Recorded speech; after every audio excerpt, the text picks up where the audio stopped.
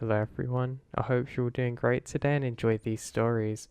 Make sure you check out my Patreon for early access and my podcast in the description.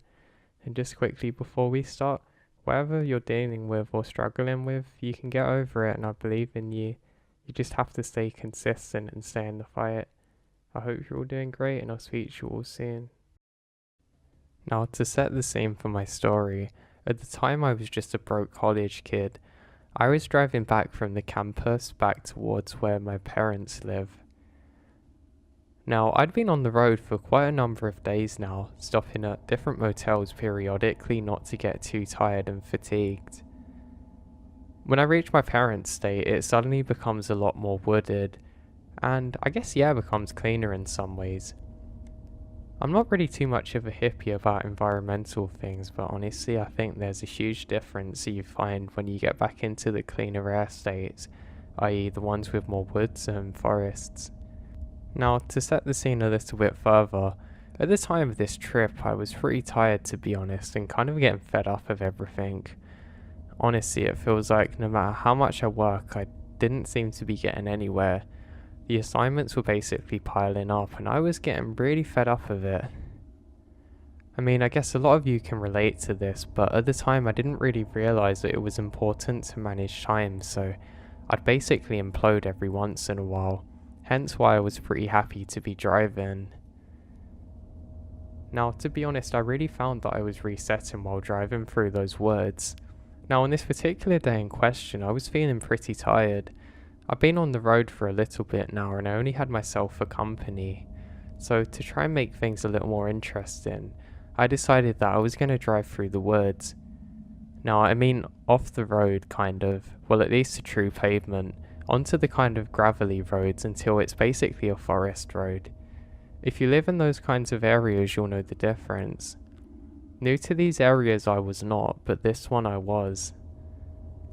I pulled onto this main road when it wasn't too dark. The sun was beginning to set and I was basically on the very last stretch. As I turn into this part of the road, I immediately almost run over a rabbit and stop because of it. I feel a bump in the road and I'm convinced that I've just killed the poor thing. I say, oh god, you've got to be kidding me.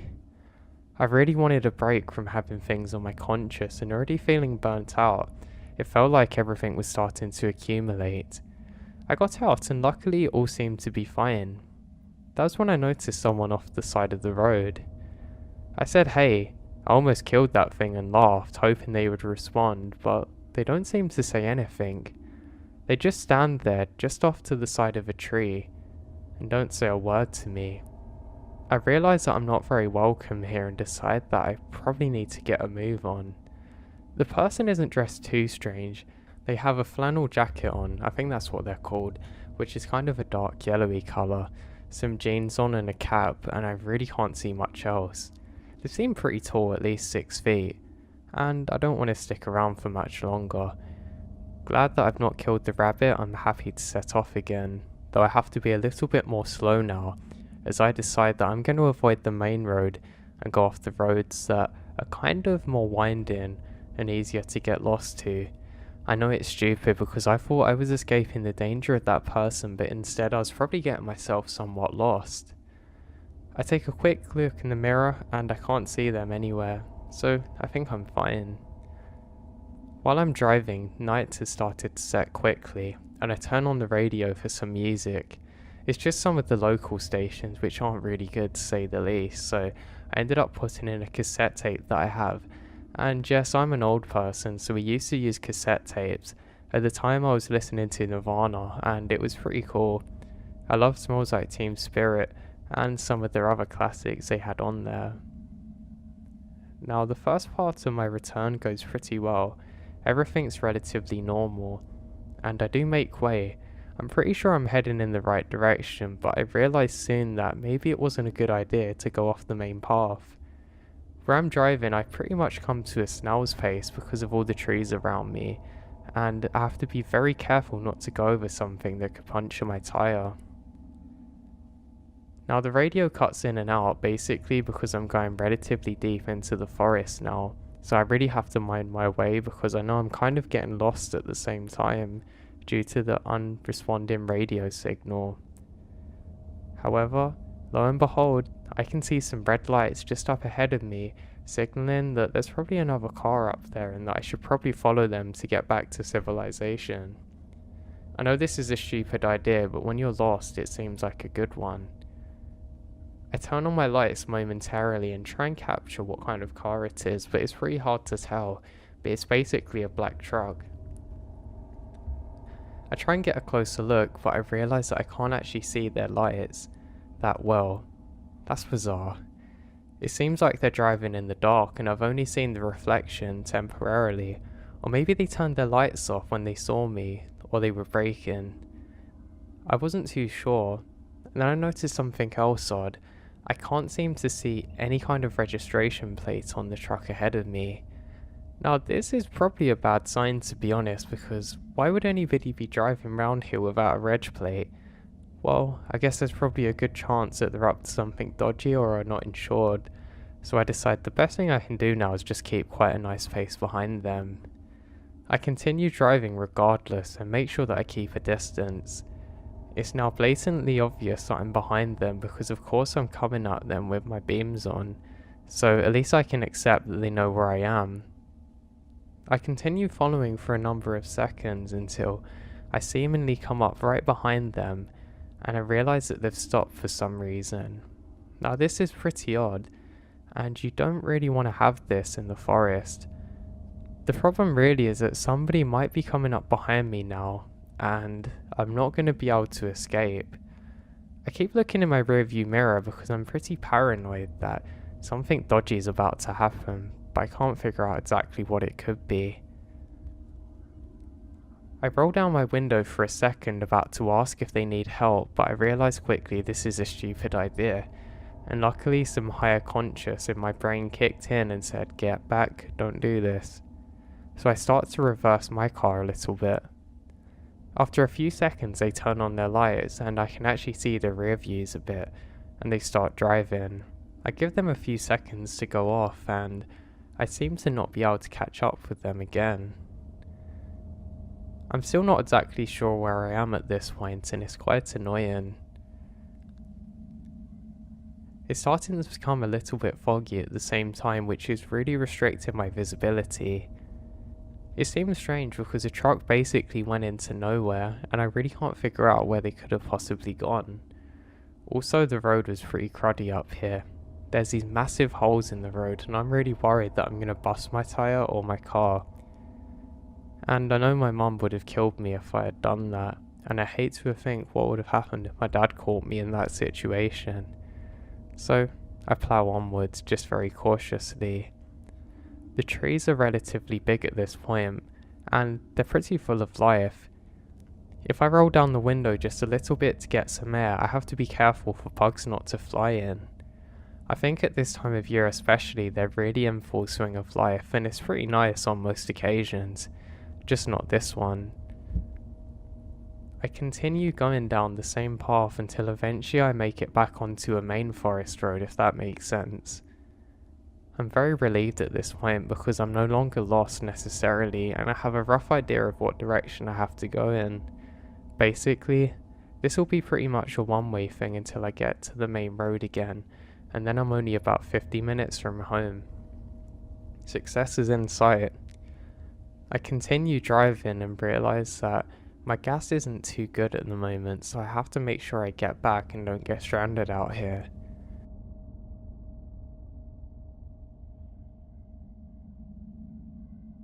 Now when I see it this time, it's like it's had a little crash, but almost comical how obviously it's been set up. It literally looks like a truck is crashing into a tree and someone's laying next to it, but there's no damage whatsoever to the truck.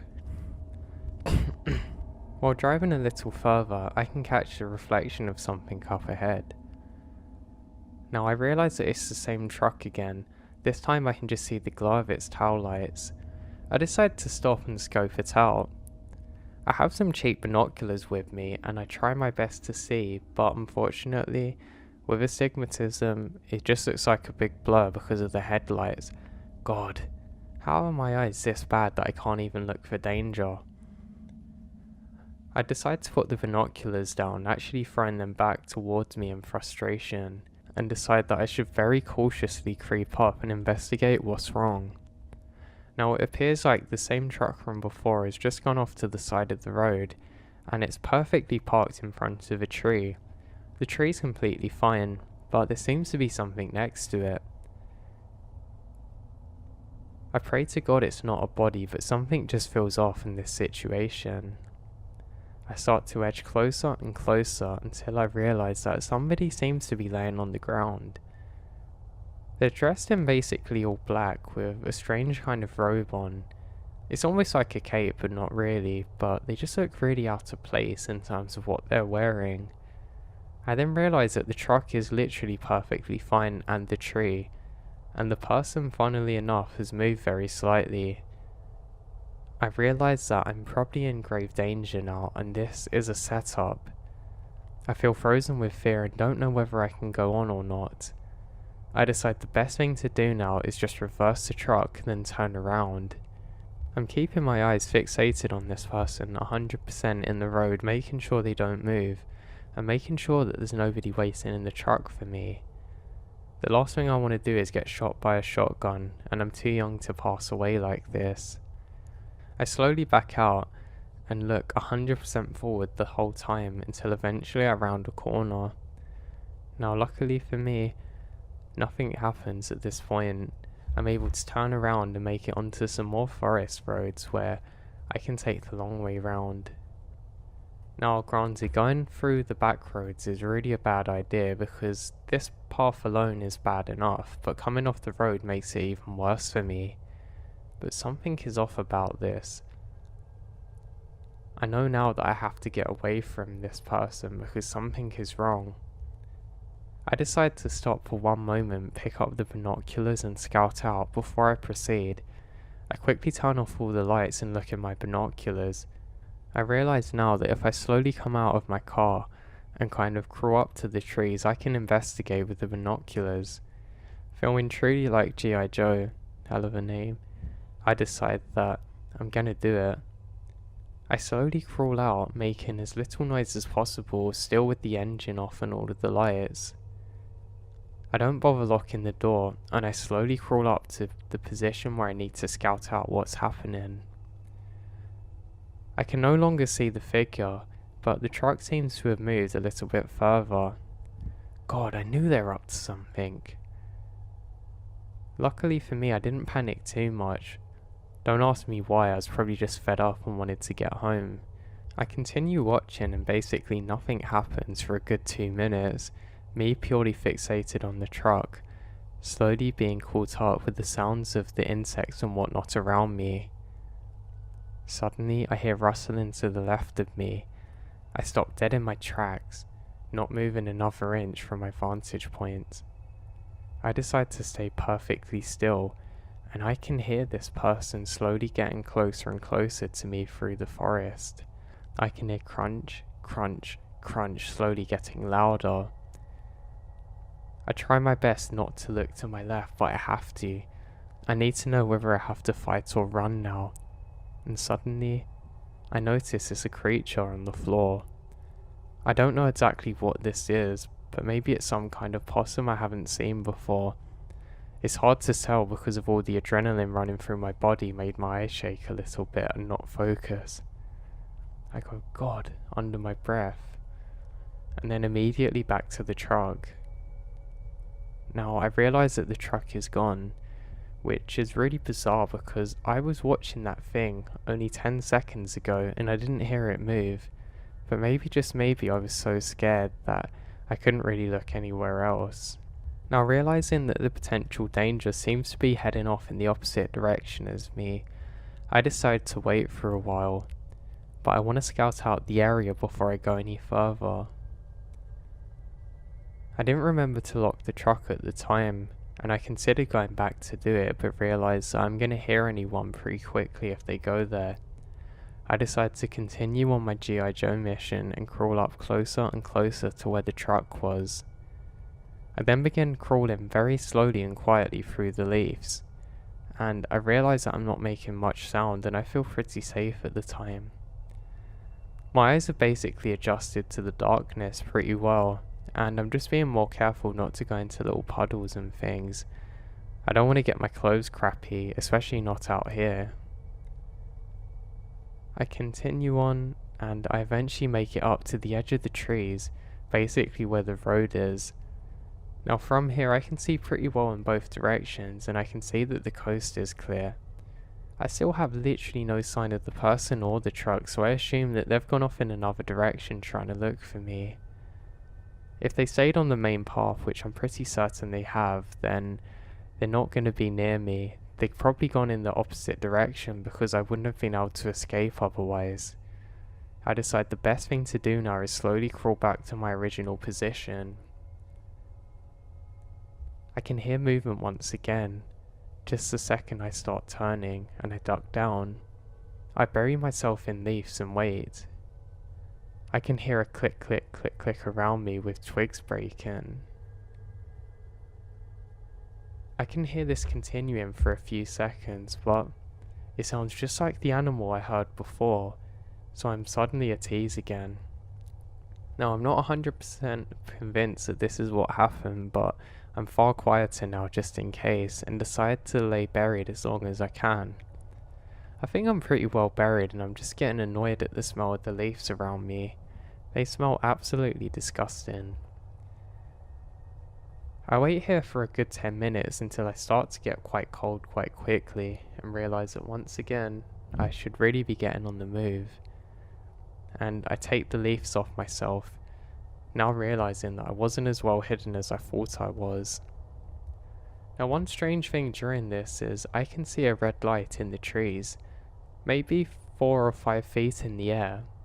I don't know what it was, and I only saw it for about 5 seconds, but it definitely distracted me.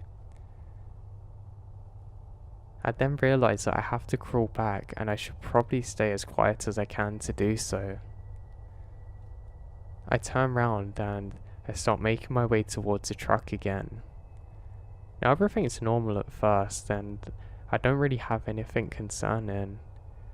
Every so often I can hear the sounds of animals around me, but I kind of come at one with nature at this point, and I'm not really bothered by them now, and I'm pretty sure I can differentiate the difference between those and people. Whoever was trying to get me is now long gone, and I slowly make it back to my truck. Now I'm glad that I didn't bother locking it before, because it would have made far too much sound, and I jump back in. I put the ignition in, and I do something relatively stupid. I don't turn on any lights whatsoever. I'm worried it's going to draw attention to me, and my night eyes are pretty well adjusted now. I turn off some of the lights inside the cabin that I can control, and I very slowly start reversing back out the way I've come. Now to say this was difficult would be an understatement, especially because some condensation is built up on the rear mirror and the rear window, but I make it somehow. Now I was doing some incredible reverse driving here that I really wish some other people could have seen. I eventually make it back onto the path, and I take a look to my left and right and can't see anything or anyone. Presuming it's safe now, I start off. Now maybe adrenaline or senses are caught up with me after my adrenaline dump, because I end up going very quick. While driving I notice a small little cabin building just off to the right of the road, but it looks like it's been long abandoned. I'm driving very quick and some rain has picked up at this point. I decide that I have to put on the lights because it's too dangerous now and I really can't see where I'm going. I went over a bump slightly too quick in the road and I skid, I'm not kidding, seconds from hitting a tree. I managed to kind of oversteer around the tree and I cursed myself for being so stupid. It then dawns on me that if I drive at this pace I'm probably going to catch up with whoever's ahead of me. I then realise the best thing I can do is turn my normal beams on and flash my full beams periodically just so I can illuminate corners. But of course the issue with doing so is that it's going to notify everyone around me as to exactly what I'm doing right now. I continue driving at a more normal pace and I realise that I have to do this or I'm going to run out of fuel pretty soon. While driving, I'm suddenly met with a flash of light. It kind of dazes me for a millisecond and I'm partially blinded. Suddenly I can see well again and I realise that it was a lightning bolt.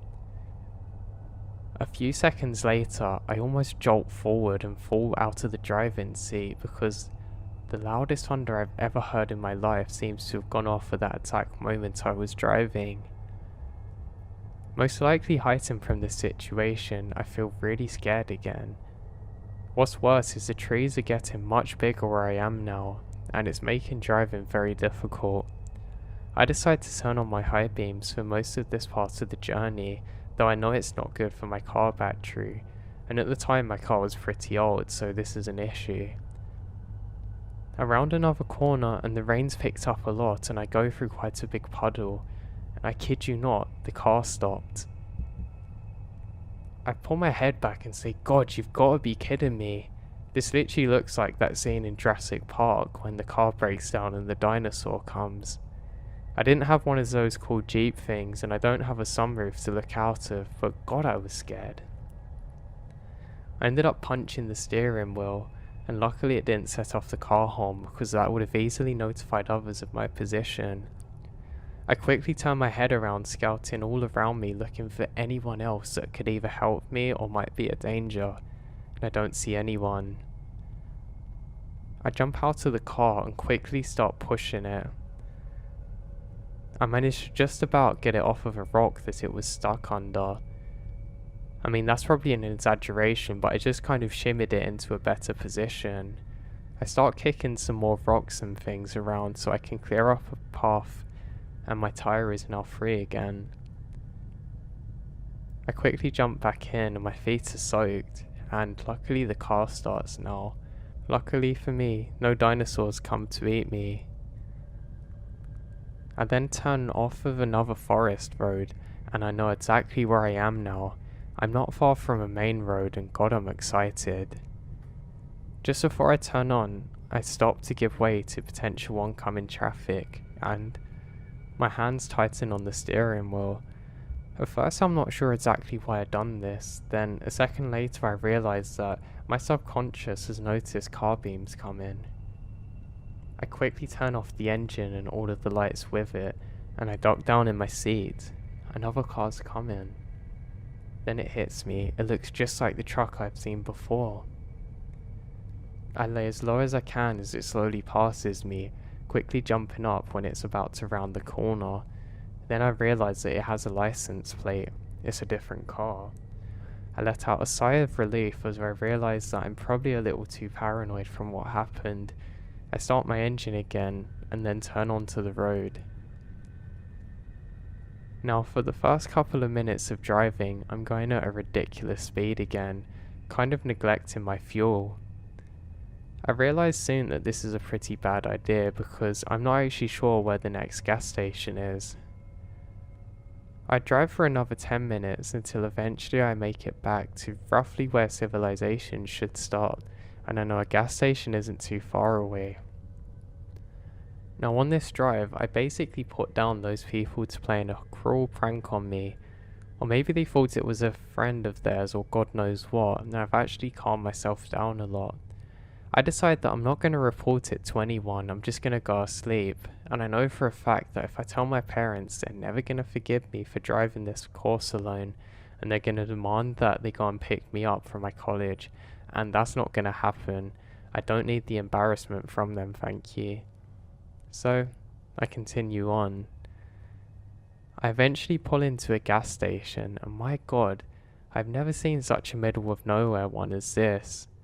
To say it looked creepy would be an understatement, and I'm very tempted to go back into the forest again because I'd rather deal with whatever was out there than this place, but I don't have much of a choice. My meter is just over empty and I'm on an incline, so that's probably accounting for it having that little bit above it. I sigh and say fine, if I've got to go in, I've got to go in, and I close the door and step out into another puddle. God, this can't get any worse, I say to myself. I decide with the $10 I had remaining in my wallet that I'm gonna spend $7 on gas, and I'm gonna use the other 3 on getting some kind of food or whatever as a treat. As I get closer, I realise that this isn't really going to be an easy gig, because there's not much food in there, which does actually annoy me because I'm quite hungry, and they only have them small portable gasoline things that you can fill up when it's an emergency. I walk in there and I realise that they have some chocolate bars, and I'm quite delighted. I say, hey, how much for the gas and how much for the chocolate? Clearly with a $10 in my hand.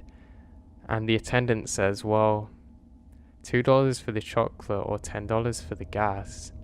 And I regret to say that I had to get the gas at this point, and I hand over the money.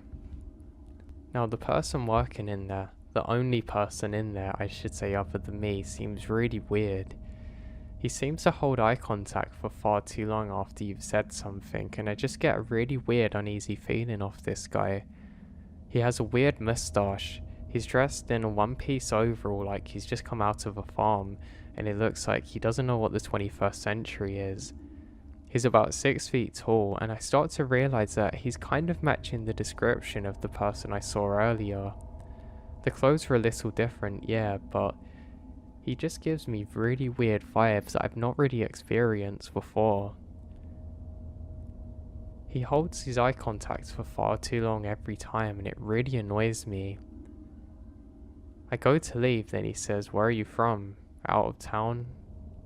I think, oh god, this is the end for me, and I start panicking and start looking towards the exits quickly. I do so very blatantly because he says, relax, relax, we're not all gonna kill you out here, which made me feel 10 times worse. I then say, no, I'm from very close to here, I'm just on the way home from college. He says, college? What'd you need that for? I don't actually bother explaining the course I'm taking because I'm sure he's not going to understand it or why I'm doing it. Though he keeps on pestering on, and I tell him that I'm doing business. He laughs and says, business? I didn't need a business degree to get in here. Then says how it's a waste of money and starts blaming the government and other things along those lines. He then says, no really, what are you doing out here? I then feel very uneasy, and I take a few steps back, and he says again, I'm not gonna kill you, but what were you and your friend doing out here? I'm very worried now that this guy is absolutely off his head, and he's just imagining that someone else is there, and maybe he sees people. I say, no one's with me. He says, why didn't he come in the store with you? I say, what do you mean? He says, who is that just got out of your car? I say, no one, somewhat angrily. He says, I literally saw someone get out of your car, stand in the middle of the car park, just stare at you for a good 4 minutes, and walk off into the forest. The penny dropped. I turn around, then turn to the store attendant, then once more. I tried to speak, but no words can come out. I just quickly tell him to lock the door, lock the door. Thankfully he follows this and says, what's wrong? What is wrong? And sits me down, but I'm too scared to move. I then barely get the words out and explain, I think someone's followed me. I'd come here on my own. Then it hits me of what happened moments earlier. The truck I saw earlier. I start crying a little bit with the fear, and he manages to calm me down and says, don't worry, I'm gonna go and look. You're safe here. He quickly goes to grab something from the back, unlocks the door, then runs out. He's gone out there with a shotgun, I realise, and I tell myself, this can't be happening. This can't be happening. Terrified, I quickly go and lock the door because I'm worried that I'm gonna get followed once again. I don't know whether this person is playing some kind of big game on me, and this is all just fun for him, and he's the one in the truck. I can't be sure, but he's gone outside with the gun into the darkness as the rain falls down. I can hear the occasional lightnings, and that really makes it feel like it's a horror movie right now. I put my hand in my head and close my eyes, and I hear bang bang bang on the door. I look up and thank God it was the store attendant again. He says, hey, what are you doing? Let me in. And I apologise and quickly open the door. He said, hey, whoever that is long gone now, but I want you to see this. He takes me outside with him still with the shotgun, which is probably the only reason that I went outside with him. You can see some muddy footprints that lead from the opposite side of my car away from the driver's side that stand exactly like the guy just described to me, then slowly fade off into the forest. This guy was telling the 100% truth. There was someone in my car that I have no idea about that was in there for God knows how long with me. The attendant then says, "Quick, we're coming inside and calling the police," and I have to thank him for this. We get back inside and he makes me a coffee quickly for free. He then hands me the phone and he says, "I've dialed it for you." An officer picks up and I report exactly what's happened, and they say they're going to send someone out to investigate. I say, "Do you want me to wait here?" And they say, "No, it's not necessary." And they then send out their squad and hang up. I then thank the store attendant profusely and I apologise for being so paranoid, but he said it's understandable. He said there's people out here that you don't ever want to mess with, and he said he's heard some stories. He then says that he'll follow me out to my car, but he can't go any further. I thank him profusely again and he says it's nothing, and turns around cold-heartedly almost and heads back into the store. I then get in my car again, and again I'm ashamed to say it, but I absolutely floor it, going way too quick. The next 30 minutes or so of the drive feel like an absolute blur, and I eventually make it back onto the road that leads to my parents' house, back to true civilization. I pull into my parents' driveway, park up and quickly go to bed. Everyone else is asleep now, it's almost 3 in the morning. I ended up hitting the sheets and waking up the next day feeling exhausted. I didn't tell my parents what happened, and my dad jokes and said, "How'd you get caught out in the rain?" I never had the heart to tell them, even to this day, because I know how much it would have scared them. I tried to follow up and get answers from the police about what happened, but they didn't give me any information and said the investigation's still ongoing. This all happened years ago, and I still have no idea who is in my car with me, or for how long, or what they planned on doing to me.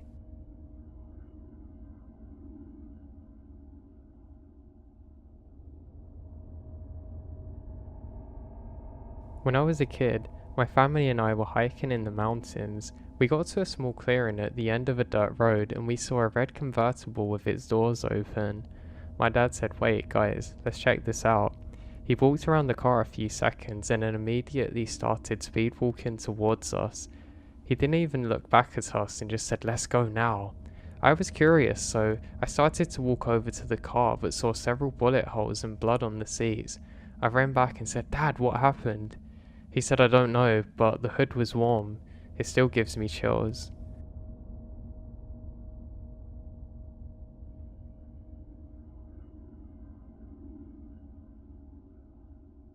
One of the more weird experiences of my life was while driving through the woods in pretty much the middle of nowhere. My car seemed to stop completely randomly, and I thought there was hailstones outside. There was prodding on the top of my car, then the sides, even to the point that I could actually see the impact on the window, but there was no hailstones whatsoever. It was literally like hundreds of people were punching the sides of my car, and suddenly it stopped, like nothing ever happened. It was so scary that I didn't inspect the car until I got to my destination, but I could clearly see some dents in the side of it, like people had been punching it or throwing rocks, but there was no rocks or anything.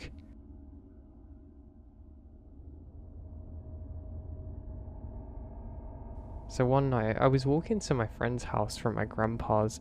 The fastest route was to actually cut through a trailer park surrounded by woods. There was a path if you knew the correct yard to trespass, sneaking through a family's yard. Now I finally come to the edge of the woods, only to see very distinct orbs of lights about the size of softballs hovering in front of me. I froze and stare at them for a while, kind of squinting, cocking my head back to see what the hell they are. I decided to approach them and then they flew away. Now I don't believe in ghosts or anything, but I still don't know what I saw to this day.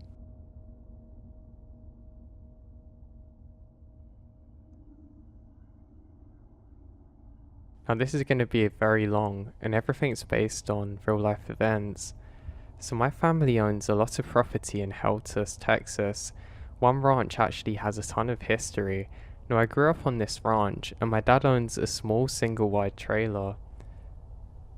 We were neighbours with my tia and tio. They're about 100 yards to the left of us. The back of our trailer is really close to thick woods, so it didn't really have a backyard. We are kind of plopped right in the middle with the woods, but our driveway was connected to the main dirt road, if that makes any sense. Well, I always felt creeped out around the backyard area and our back door. Like I said, we didn't have a backyard. It was a heavy uncleared wooded area. We never used the back door, and it was always locked with one of those chains that went inside. I was actually a very active kid. I couldn't sit still or inside and chill. I always had to be outside exploring. Usually my cousins and I would explore the ranch, build forts and ride four-wheelers, but there were times when we would go exploring but I would go off on my own. I remembered one time I was looking around the trailer alone, trying to find a good spot to build a fort. I was about 8 then. I went right to the end of the trailer to explore. Now this area had a large cleared brush. Behind me was the wooded area. I remembered walking around focusing on finding a good fort spot when out of nowhere I felt very uneasy.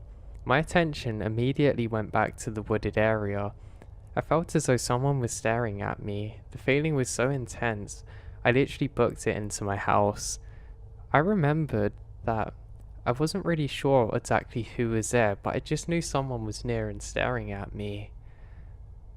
There was another time too, not too long after, that I started experiencing weird things, where I came home from my cousin's house and gone to get some clothes since I was staying the night with her around 9 PM.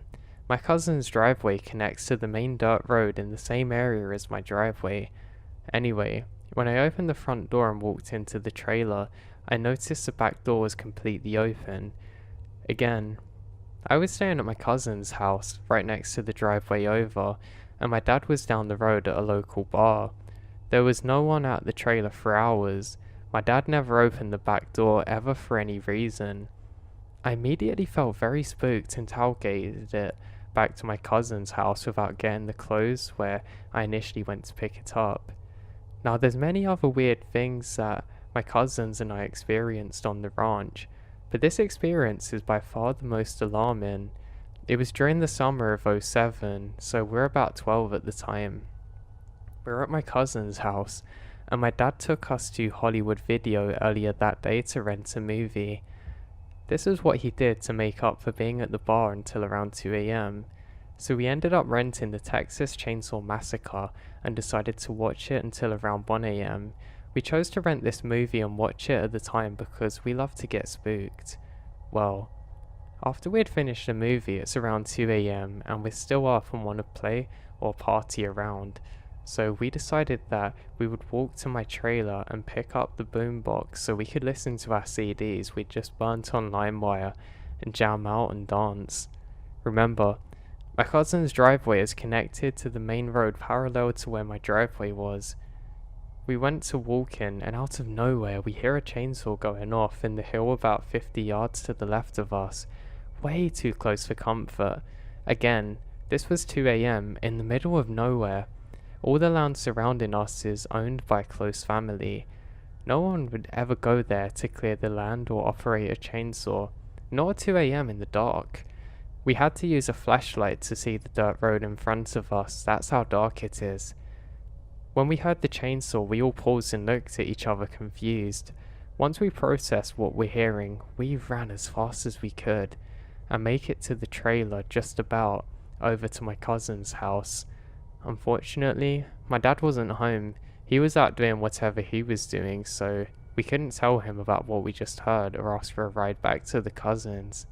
Now none of us even had a cell phone at the time. We ended up grabbing my loaded .22 and walking back with it in hand.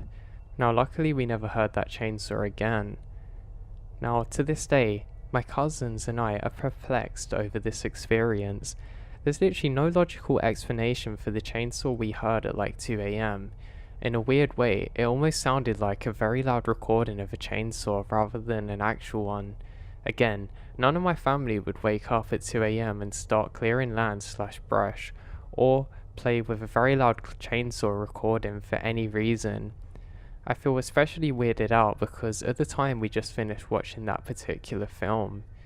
Even though we were trying to get spooked, we know it wasn't just in our heads because we all heard it and we weren't expecting to hear it either. We all heard it as clear as day at the exact same time. My cousins and I told our family about the experience multiple times. My family is always weird. My dad got short with us and said, well, shouldn't have been out there at that time. My tia said something like, well, this is why we always tell you to get back inside after the dark. Now, for some extra info, our family has been in Texas since it is a part of Mexico. My cousins and I are part of Daughters of the Republic of Texas, and our history runs deep. We also have native/indigenous lineage. However, I don't know too much about it, but anyway, I was very creeped out by this, and hope to get some answers.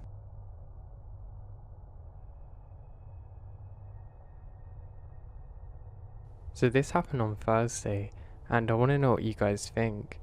Okay, so I totally understand if no one believes me, but we're still unsure of what happened, so let me explain. On Friday, we're making our way to Clark Summit. As we were walking, now one by one we noticed that we're veering off the trail. I said to my friend in front of me why he's going off the trail, and he said to our friend who is in front the same thing. The friend told us, I can hear a woman talking, can't you guys hear it? Now we can't hear anything. We tried to convince her to leave it because it's already kind of dark, and we were close to where we wanted to set up camp on the trail.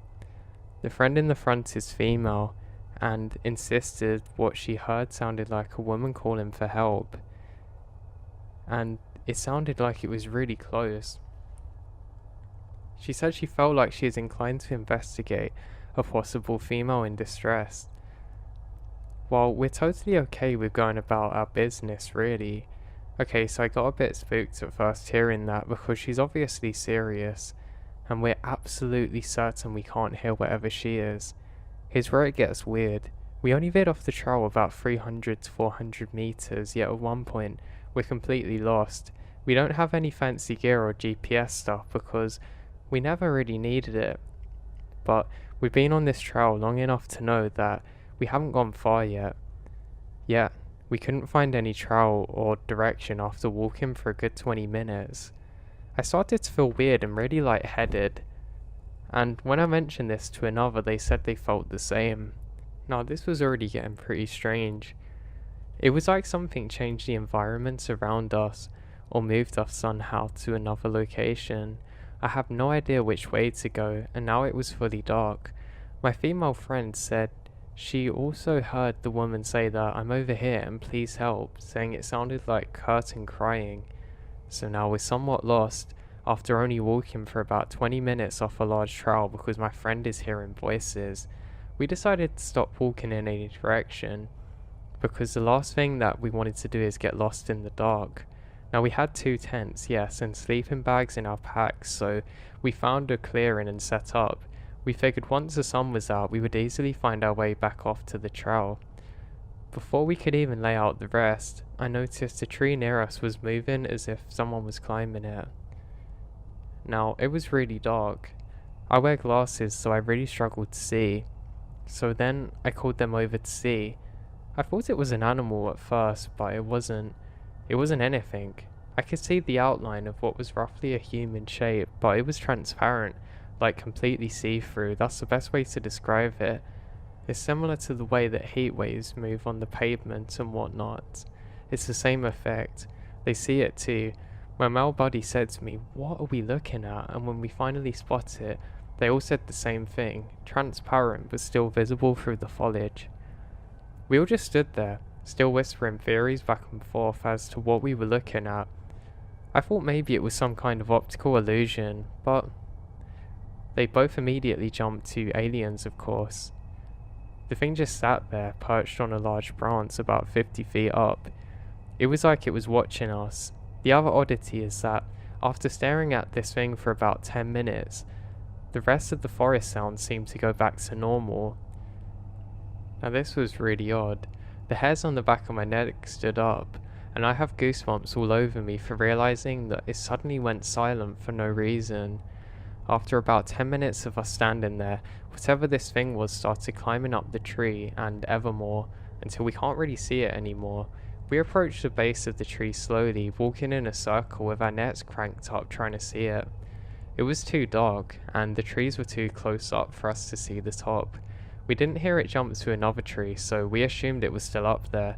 We're all obviously spooked, so we're not really sure what to do at this point. Now after 5 minutes of walking, we managed to get back on the trail. Now I literally dropped my bag and said, "What the hell?" And we all stood there very confused, trying to confirm what we were seeing.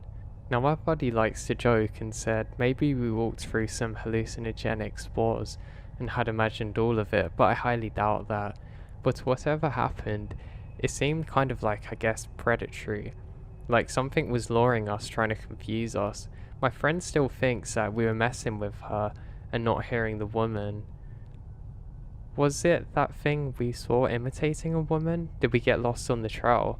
This is easily the weirdest thing that I've ever seen in my life, and we still don't have a good theory as to what we saw.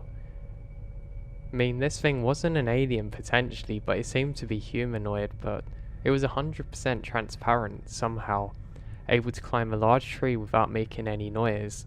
I truly don't know what we encountered this day.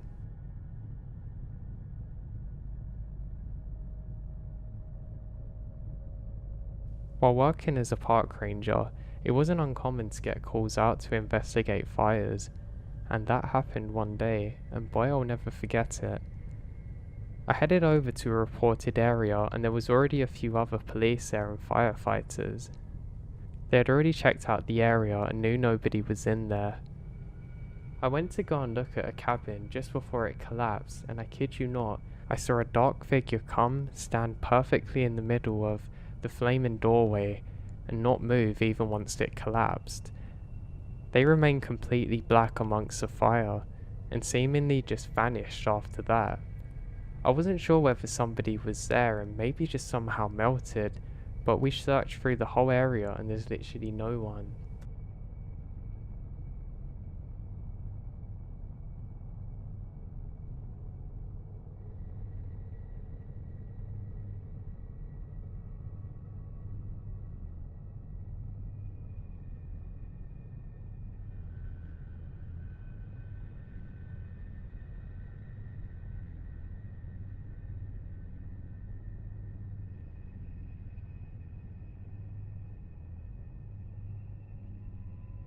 Hello everybody, I hope you're all doing great today and I hope you enjoyed these stories.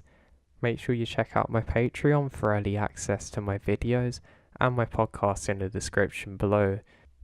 I have a quick message before the story starts as always, so if you want to go straight to the stories then I have timestamps in the description below. But today I'd like to share this. So remember, if you're struggling with your mental health and you're feeling down about it, it's okay and it's normal. Just make sure you go out and get therapy for it, and don't worry if the first therapist you find isn't right for you, and the first therapy techniques aren't correct. It's a process and it's a part of it, and it's not going to be perfect the first time, but trust me, there's a right one out there for you, and it can make a massive difference when you find them. And remember, with getting better, it's a process, and there's always going to be ups and downs, so don't worry about this too. There's always going to be bad days you have, but try not to view it as a failure. Just view it as a part of the process of getting stronger, and that it takes some time. But everything can turn around, and it will for you. I promise you that. And I believe in you, and you're not alone in the struggles. And remember to make sure you have some goals and things to work on. For me, that makes a really big difference with everything, and I have to usually have things I'm working on. Well, actually pretty much always, so it's just a thought. So I hope that helps people, and I hope you enjoyed these stories. Take care, I'll speak to you all soon. Now I worked as a fire lookout, and one of the most scary things that happened to me was while I was actually away from work for a day. I had a family emergency and couldn't actually be at this post that day. Now when I returned, The whole fire tower was actually on its side and had collapsed. Apparently there was a design flaw that nobody knew about, and luckily the person covering the tower that day had actually stepped out on a patrol and wasn't present, but it's safe to say whoever would have been in it would 100% have died if they were there at the time of it collapsing.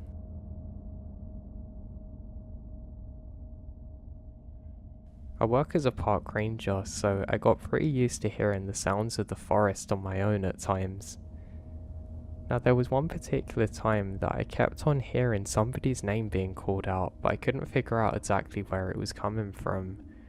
I thought this was bizarre because usually you can at least triangulate where something is, but this time I had no clue.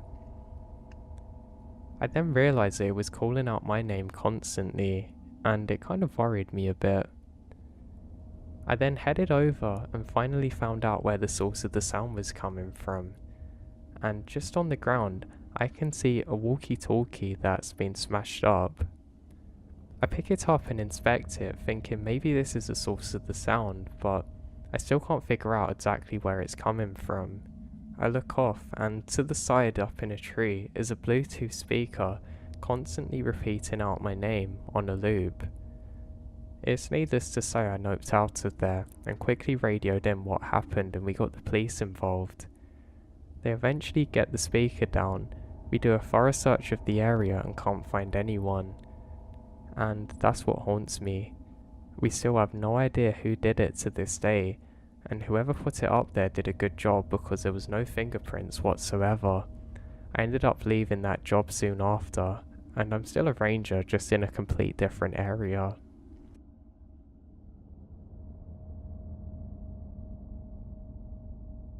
I'm a fire lookout, and I have a story I'd like to share with you all from a good few years ago. One day while I was on the job, I headed down to go and get some more water, and I ran into another hiker. He seemed a bit dazed and confused to see people, looking like he'd been out in the forest for a long time. I said hey and he said hey, asking if I knew directions to a certain part of the area we're in. I said yeah and guided him over there. He said oh, thanks, and quickly scurried off. I didn't think much of it, thinking it was just a normal hiker out there. Well, about 3 years later I was watching the news when I saw his face flash on the screen. He'd just been captured for evading the police for a good few months in the area that I was working in, living out in the forest.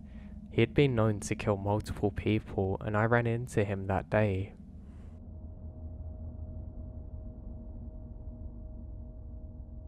So I was working as a prospector assistant in central Manitoba one summer. We were doing a helicopter-assisted magnetic anomaly investigation. Really the best summer ever. There's nothing like the ringing in your ears dissipating after the helicopter has dropped you off, and the slow increase in a volume of bugs taking its place. You for sure know that you're in the middle of nowhere. It was the last day of our campaign. There was a little piece of property close to the edge of the road that we didn't need a helicopter for. It was a low priority target that we saved until the end. Now we really did so well during that we're happy to have an easy in and out of the bush. Around 9 AM, we heard yelling in one bush. Odd, nothing should be there. We kept on grabbing samples, and it's in the back of our mind. Around 11 AM we hear it again, this time closer. We call back, yet it's silent. Now though, during our travels of this 30-kilometer piece of property, we come across many pieces of animal evidence, deer, moose, rabbit droppings everywhere. A few other things here and there, even bear tracks and feces, but nothing prepares us for what's next. Around noon, we're in an old blast hole from the 80s. Prospector Dave told me he used to have a blasting license and blow stuff up in the middle of the forest while drinking beer as one of his favourite pastimes. Now that's until they changed the laws after a couple mini forest fires. Now we're facing due west with our GPS on some rocks, getting the most precise UMT it could. We then hear an earth-shattering, bone-chilling howl. I look at Dave and he turns white. I picked up the GPS and put it in my belt and unclipped the bear spray for safety. Then, at our 9 o'clock facing due west, another wolf. Then, at our 10 o'clock, another, and another, all the way towards the 4 o'clock position. Dave calmly said, "We need to leave, but you can't run, or you die." We left most of our sampling stuff there. We also carried these modified steel sledgehammers for breaking up rocks and stuff. Most useful thing ever, really. It's at the ready along with the bear spray as we walk. Now it was the longest walk of my life and we didn't say a word. I didn't hear anything, but I'm positive they followed us back to the road and into the truck almost. We drove back to the next town and then drank thoroughly.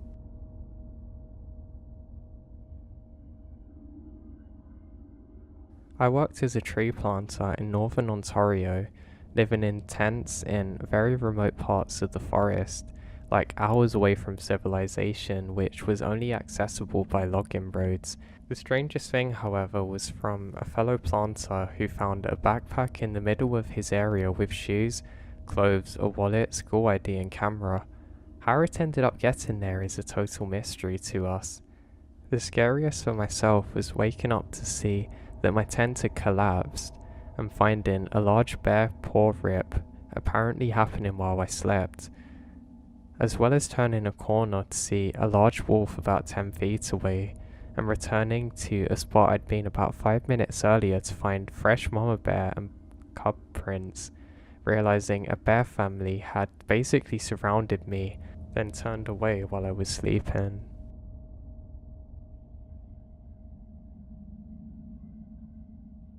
I was hiking in a national forest with my wife and my dog. The first couple of miles of the trail led to a waterfall and swimming hole. It was fairly well populated with people. We decided to hike past the waterfall, which involved a bit of a climb. Enough at least to keep most people from going past the waterfall. We hike another mile or two without seeing somebody. The whole time my dog was having a great time, happy to be in the woods and happy to walk for 30 minutes if we let her. Suddenly, in a particularly dense part of the trail, she stopped and refused to go ahead. She absolutely would not let us move another inch forward. We stopped and listened and couldn't hear or see anything. The dog though started whining and trying to pull all of us to go backwards towards the swimming hole. I never saw her like that before or since, and I was certain she was legitimately afraid. Maybe there was a bear on the trail or coyote or serial killer hiding in the woods. I'll never know because we listened to our dog and decided to get out of there as quick as possible and maybe avoided some kind of gruesome death out there.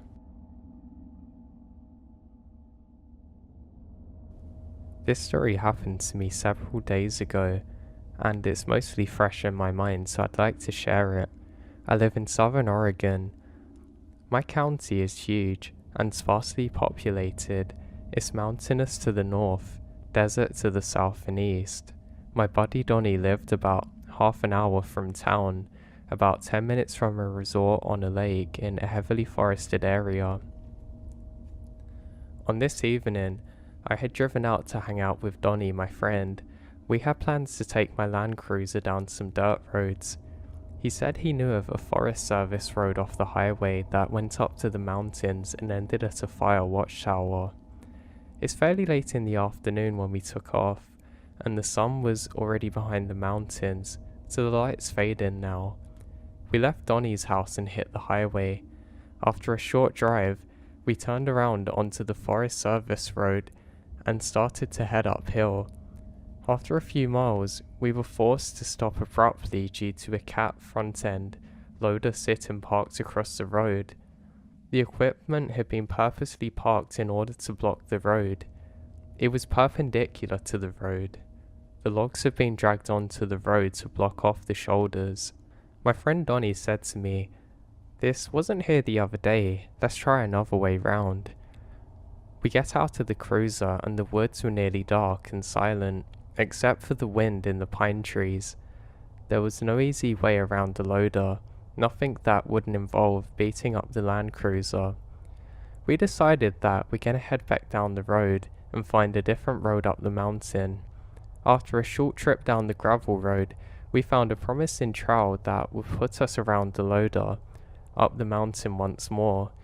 So we take the trail, and after a short drive uphill, we saw the loader through the trees. Feeling satisfied, we continued on our way to the fire towers. Now we hadn't gone far. However, we noticed another odd thing, a shipping container which is really sitting just off the road to the woods, back in the trees. That definitely wasn't here, Donnie says, stating it certainly wasn't there the other day too. At this point, I started to feel uneasy. The woods were unnaturally still, even for evening. The weather had been nice, birds and small animals should still be moving around, right? Well, we decided to investigate the shipping container. I drove the cruiser through the brush and up to the container. It was like a dark colour, almost tanned but with no markings. The doors were actually padlocked shut, and we sat there uneasy, on edge for several minutes. The woods are growing darker, and we finally made the decision to leave. I turned the cruise back to the road and start heading downhill. "Oh dude, there's some guys in the brush," Donnie yelled. Now this makes me back out of my thoughts. Sure enough, out of nowhere seemingly, 3 guys were uphill, and they're coming towards us on the road. I quickly yanked the wheel and pulled the cruiser onto a side road, heart pounding. "Who are they? What are they doing?" I yelled. I felt my stomach drop when I realized that the road is on a loop and was bringing us right back to where we had just been. As the truck shot out of the side trail back onto the main gravel road, I realized that one of the guys was less than 10 feet from the cruiser. These guys know the woods, and the guys also knew that the trail would bring me back to them. "Hang on," I yell as I yank it into reverse. I managed to just dodge the man in the road with his companions running too. I pushed the Land Cruiser for all I could get from its engine. Now the engine's actually a bit old and I'm a bit worried about it. We're very careful while driving because the trees are literally whizzing past us and we go back towards a paved road. We finally hit the highway and decide not to drive towards Donnie's house. Instead, we took the highway back towards town. "Where did they come from?" Donnie said. Thinking back, I've actually not seen any other trucks or anything in that area like this just parked up and suddenly appearing. And they just appeared, running out of the brush. Now by this particular moment, we've actually gone several miles when I noticed lights coming up behind us on the highway. They were still quite far back, but coming up fast enough that they would catch up in a minute or so. I accelerated, determined not to be caught. We rounded a slight bend and I slammed on the brakes and drove the truck into the woods once again and turned off the lights. Moments later, a truck went flying down the highway past where we're hiding. We waited a few moments longer and then drove onto the highway, heading back to Donnie's house by taking many back roads. We didn't get followed now, and we didn't see anything out of the ordinary when we drove past the same spot on the highway where we originally turned. Now I'm really not sure what those guys were doing out there, or why they chased us. 2 things are for sure though, they didn't want us there and they weren't planning on letting us go back there in the future. Now I live in a beach community with a maritime forest nearby, and while hiking about 40 years ago, found a massive sea turtle hanging from a tree. I bet the shell was 4 feet across. I figured somebody was hoping to recover the shell after the poor thing had deceased, but I have no idea how it got up there. Now, working in a rainforest in Southeast Asia many years ago, one of the things we did was trap moths at night. You sit in front of a big white sheet with a lamp in front of it powered by a generator, and then periodically go and see what insects had actually been attracted to the sheet. Incidentally, the insects attracted frogs, which then attracted snakes and whatnot. Due to the noise at night, the trap was about a mile away from camp, so you'd be there at 3 AM, all alone in the middle of the jungle. One cloudy night, after there wasn't much happening on the 1 a.m. to 3 a.m. shift, I heard rustling beside me, and that wasn't unusual, but it was a bit bigger than I was used to hearing. The rustling got closer, and I started to get tense. It got closer still, and I was thinking that I'm gonna get eaten by a tiger. Suddenly, a disembodied face broke out of the tree line, screaming in an unintelligible language. I have a heart attack, scream a little, and the disembodied face disappeared back into the woods, while simultaneously issuing high-pitched giggles. It was only after my heart slowed down that I realized that it's probably someone trying to scare me, but I'm still not sure.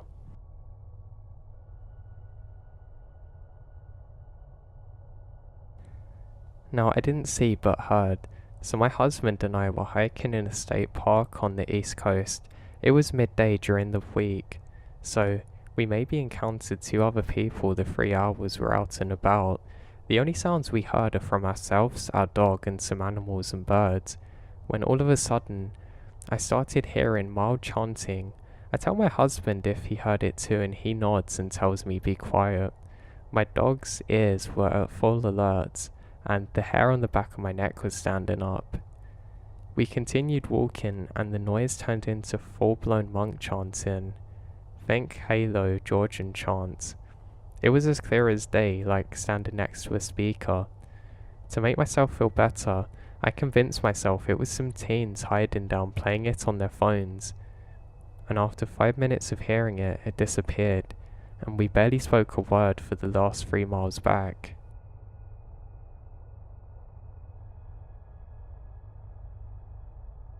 While working as a park ranger, there was one thing that a couple of us could never explain. Every so often, we would hear a strange calling out in the forest. Not like a normal sound, more like a chanting sound, but animalistic, if that makes sense. One day there was a couple of us going out on a patrol when we hear this sound again. My friend laughs and says, maybe it's our time to finally see Bigfoot, which we all laughed at. Then, crashing from a tree behind where we're standing, we see a figure that's roughly 7 feet tall, smashing through the trees, almost knocking them over while it moves, and there was an absolutely disgusting stench to accompany this. Its face almost looks like a wolf face, but it's pretty hard to see because it's so hairy. We all looked at each other in disbelief for a second, then glanced back as this thing quickly went off deeper into the forest. Now, one of my friends was convinced it was someone in a bear suit playing tricks on us, but the way it knocked the trees over was unbelievable, and it stank in this area for literally days afterwards. We did a big investigation, but couldn't find anything.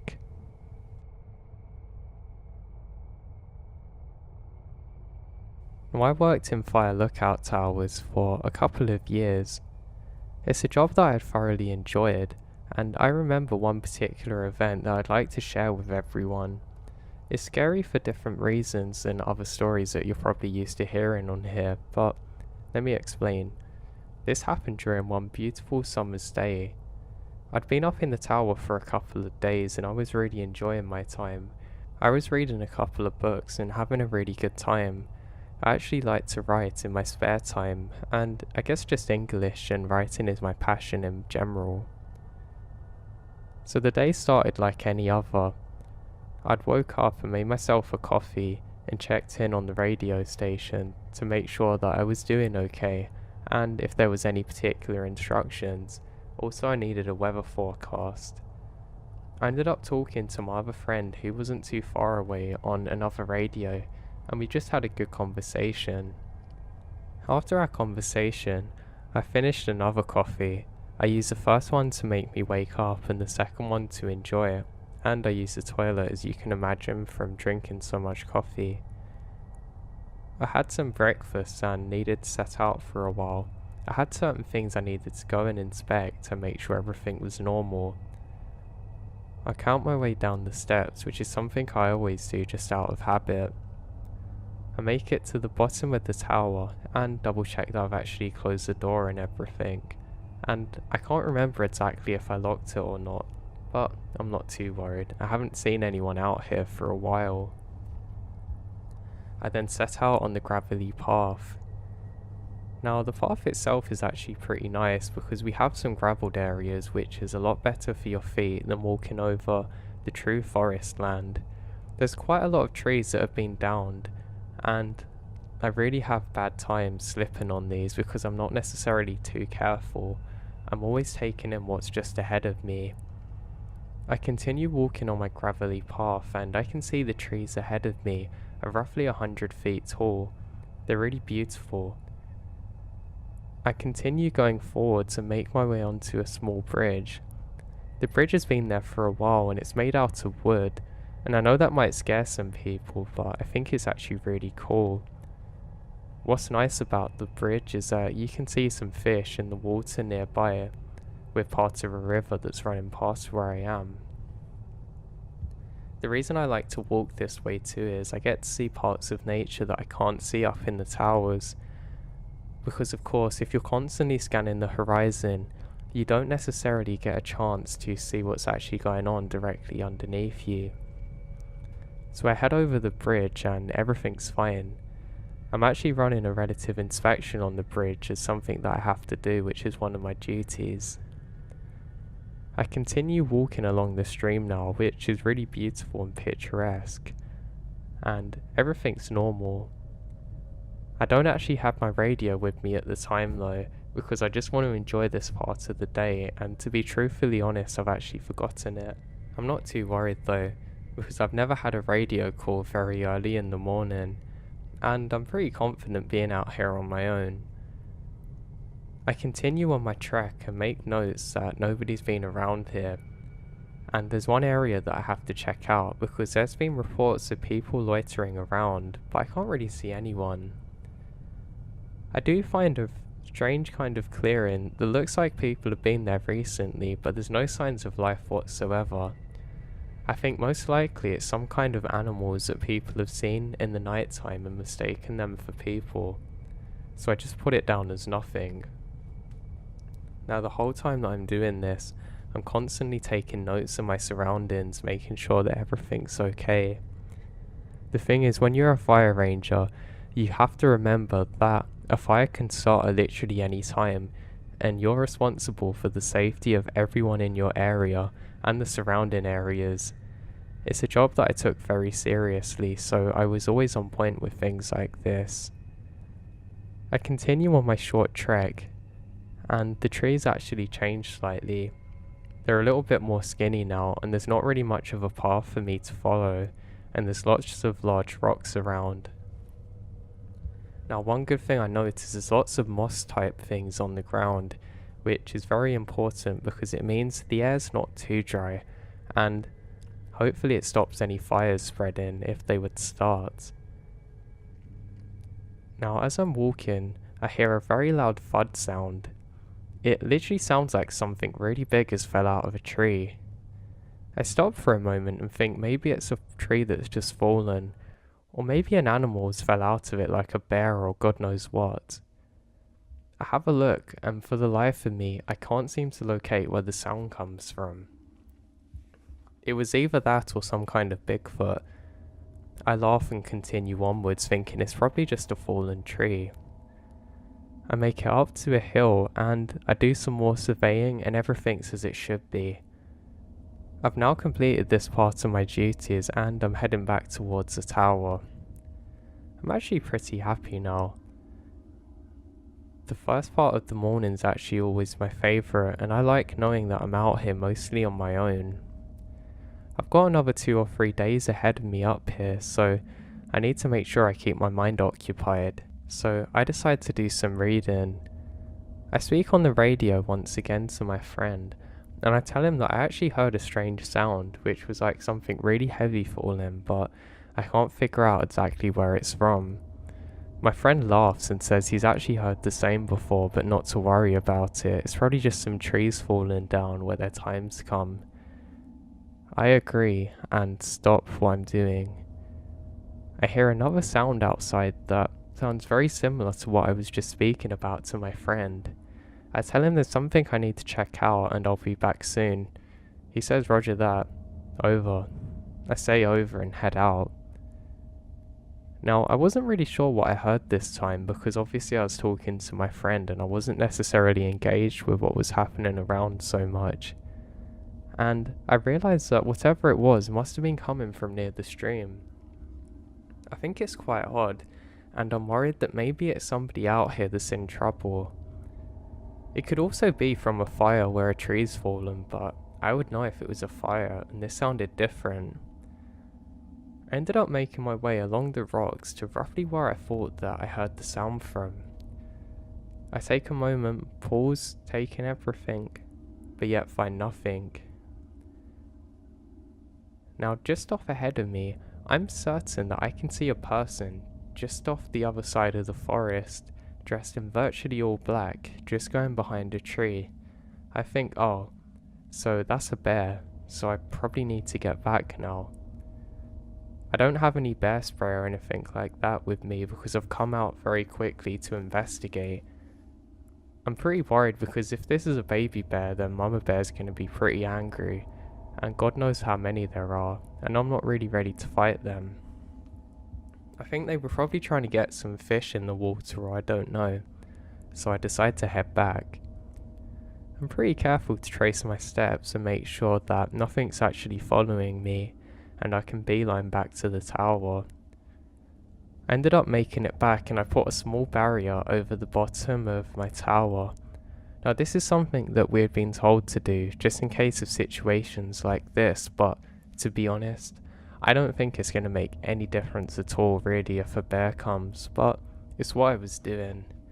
I'd made sure I disposed of all my food correctly too, so I knew they probably weren't coming up for food, so this meant they were probably angry at me for going into their territory. And then make my way back up to the top and I report to my friend and the other station that I think there's bears, and just to let the other guys keep a watch out, and that if I don't report back in time, to assume the worst. They say that's completely fine and they don't want me to investigate further, thankfully.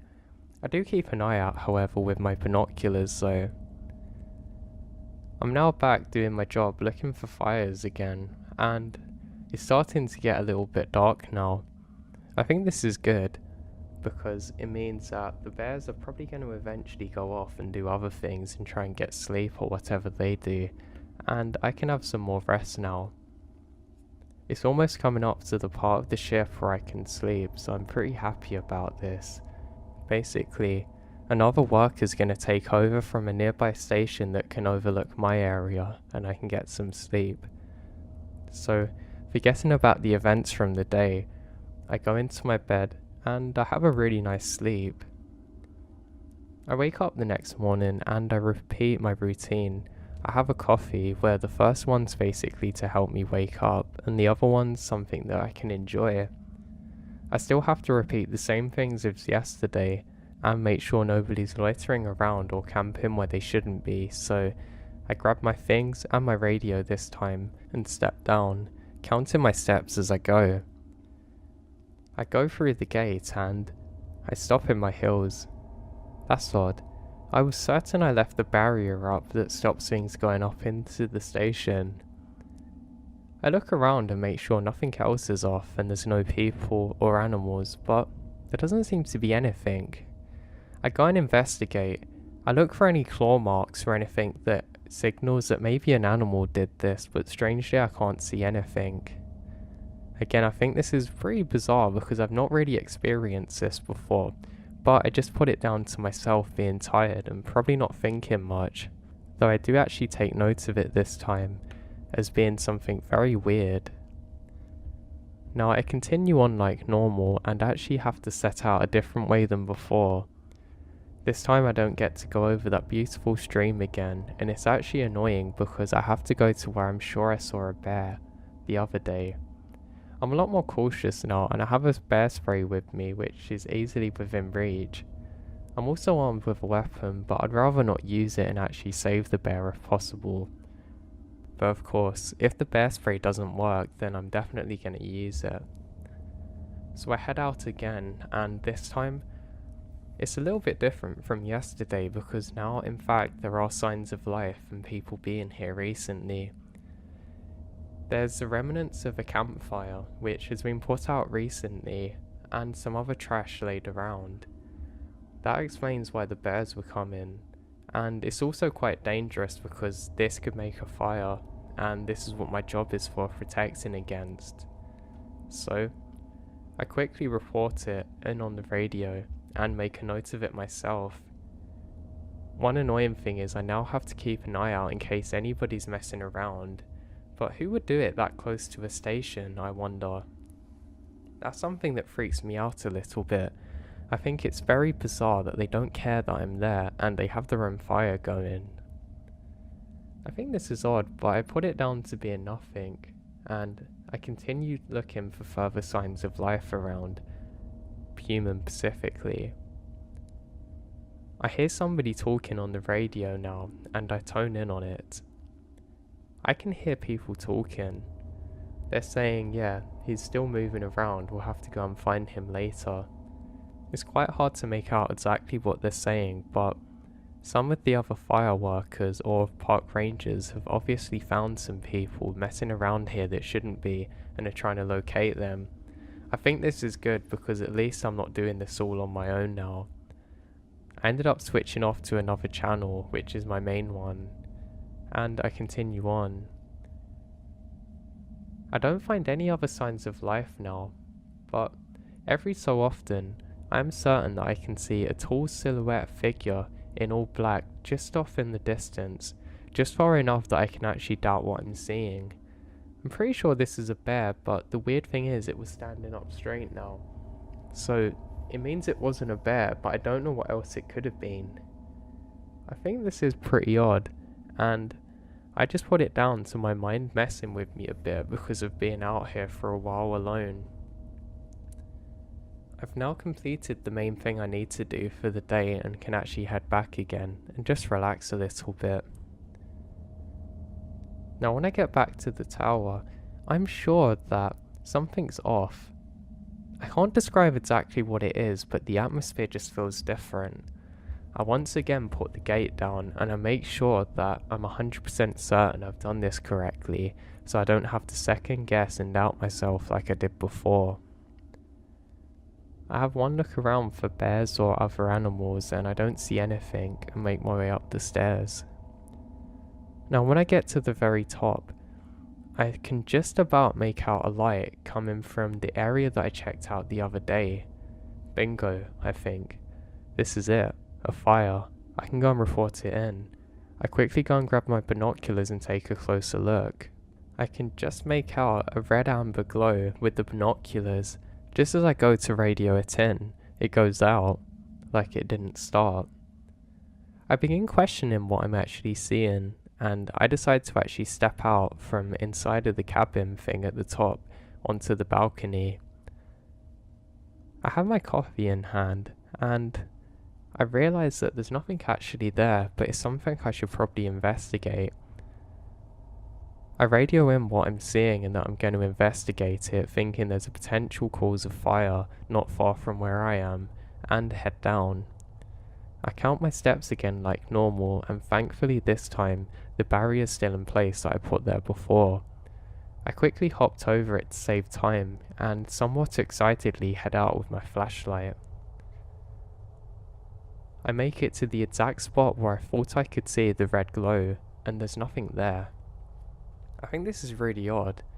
I have quite a powerful torch and I'm scanning it around everywhere, but there's no signs of anything. Not even a cigarette on the ground, nothing. I don't smell smoke or anything, so I know that it's probably nothing, but I think it's pretty odd. Maybe it was a firefly or God knows what kind of insect I don't know about, but I'm just relieved that there's not going to be a fire, and I should be able to get a good night's sleep. And then quickly go back up to the tower, jump over the barrier again. I now speak on the radio explaining that there's nothing out of the ordinary here. I then head outside and go to grab my coffee again, and I realise something odd. I must have left it indoors and not realised. I look inside and it's nowhere to be found. I head out again to check the whole balcony and there's literally nothing. I think this is extremely weird because I know for a fact I had it there, and you can still feel part of the wooden balcony is warm from where I rested my cup earlier. So again, I think this is really bizarre, but maybe I'm just tired and need some sleep, I put it down to. I'm a little bit paranoid now, and I actually try and barricade the door a bit with the end of my bed. I close all of the blinds and radio in that it's my turn to switch off for the night, and someone else is going to take over the search for fire, and I gladly fall asleep. I wake up and I'm excited because it's only 2 days left and I get to go home relatively soon. Usually being out in the wilderness like that is something that I thoroughly enjoy, but not this time. Something was just off and I couldn't describe exactly what it was. I wake up and have my morning coffee, and I head out to just peer over the balcony and see how everything is and take in the nature. I'm leaning on the balcony and I put my cup down, and I have a double take moment. There's another cup of coffee sitting there. It's very cold and has clearly been there overnight, and it's half drank. I realise then that this is a cup of coffee that I left there from the other day. Now what's weird is it's in a complete different place from where I would usually leave my coffee. It's very close to the edge, and I certainly didn't put it there. I'm very freaked out now and quickly throw it off to the side and take it inside with my new cup. I decided not to tell anybody about this just in case I was getting a bit tired and my mind was playing tricks on me from being lonely. And I report in that most things are normal and I'm gonna do my daily duties again. This time I take my coffee in a flask with me, and I actually don't feel as safe in the tower as I usually do, and I'm quite happy to be getting away from it. I head down like normal and count my steps, and luckily nothing's disturbed my barrier. But this is odd now, because clearly something's been up there moving my cups around, maybe some animal, but there's no signs of anything. I have a look around and I can't see any claw marks or anything. Maybe it's a really small animal like a raccoon or God knows what up there, but that's really weird. How would it possibly know to move my cup and then put it back? And why would it have not just drank it and quickly gone off again? And why on earth would something want to crawl all the way up there? This was really weird now, but I decided that I should just get on with the day like normal and try and forget about everything that's been happening. I set off on my hike and begin. Now this day I have to head back over the beautiful bridge again, which is something I'm quite happy to do. I make my way onto the middle of it and I stop for a moment to take in the beauty of everything. I actually think about how lucky I am to have a job like this and how many great things I've actually had from working here. I've met a lot of great friends and I've really found a true inner peace from being out in the nature, and I think I've learnt a lot about myself too, which is something I'm very happy about and still proud of to this day. Now while I'm standing there on the balcony, I hear a clapping sound, which I think's really odd. I laugh to myself thinking, oh, maybe somebody heard my speech and thinking aloud, when I look up on the horizon and I can see a figure standing there, once again, dressed in all black, completely motionless, just out of sight of where I can clearly make out who they are or what they're doing. I shout out, hey, this time really frustrated, saying, what are you doing here? You know you're not supposed to be here. Who are you? And there's no reply.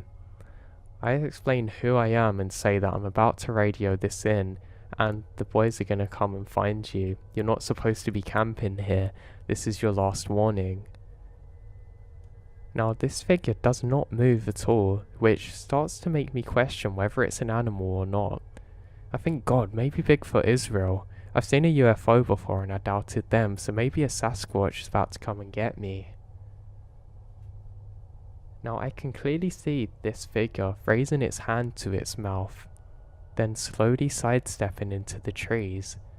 I'm pretty convinced now this isn't a bear or normal animal, but who could possibly be out here and why the hell are they doing this to me? What's worse is that I try and radio this in, but I can't get reception for some reason. I know my best bet now is to hike off a little bit up to a hill, and this is actually where I need to go. I feel confident enough that I should be able to hold my own if it comes to it in a conflict, because I'm relatively big and I've done some martial arts before, and I'm armed. But this is weird. I don't really have a choice now other than to go to the hill and radio in what I've seen. Now, I'd like to say I did this fairly confidently, but I basically half sprinted and jogged all the way up to the hill. I quickly get onto the radio and say what's happened, and would you believe it? The controller tells me that I need to be 100% confident that this is a person and not an animal, and that I have to investigate. I say, are you kidding me? And I explain everything that's happened, and he says this is pretty bizarre, and to check in a couple of hours. I say a couple of hours, I might not have that long. What if there's a group of people out here? He laughs and says, don't be silly. Come on, you've only got a couple more days left, and this is probably just your mind going a bit funny as it's near the end of your shift. I'll tell you what, you can go early tomorrow if you like. I reluctantly declined though, because I don't want to have to call this early and have them thinking I'm crazy and my reputation going. I quickly fill out the notes saying I've done all the checks I need, but I didn't. I didn't really look properly at anything when I was running up this hill.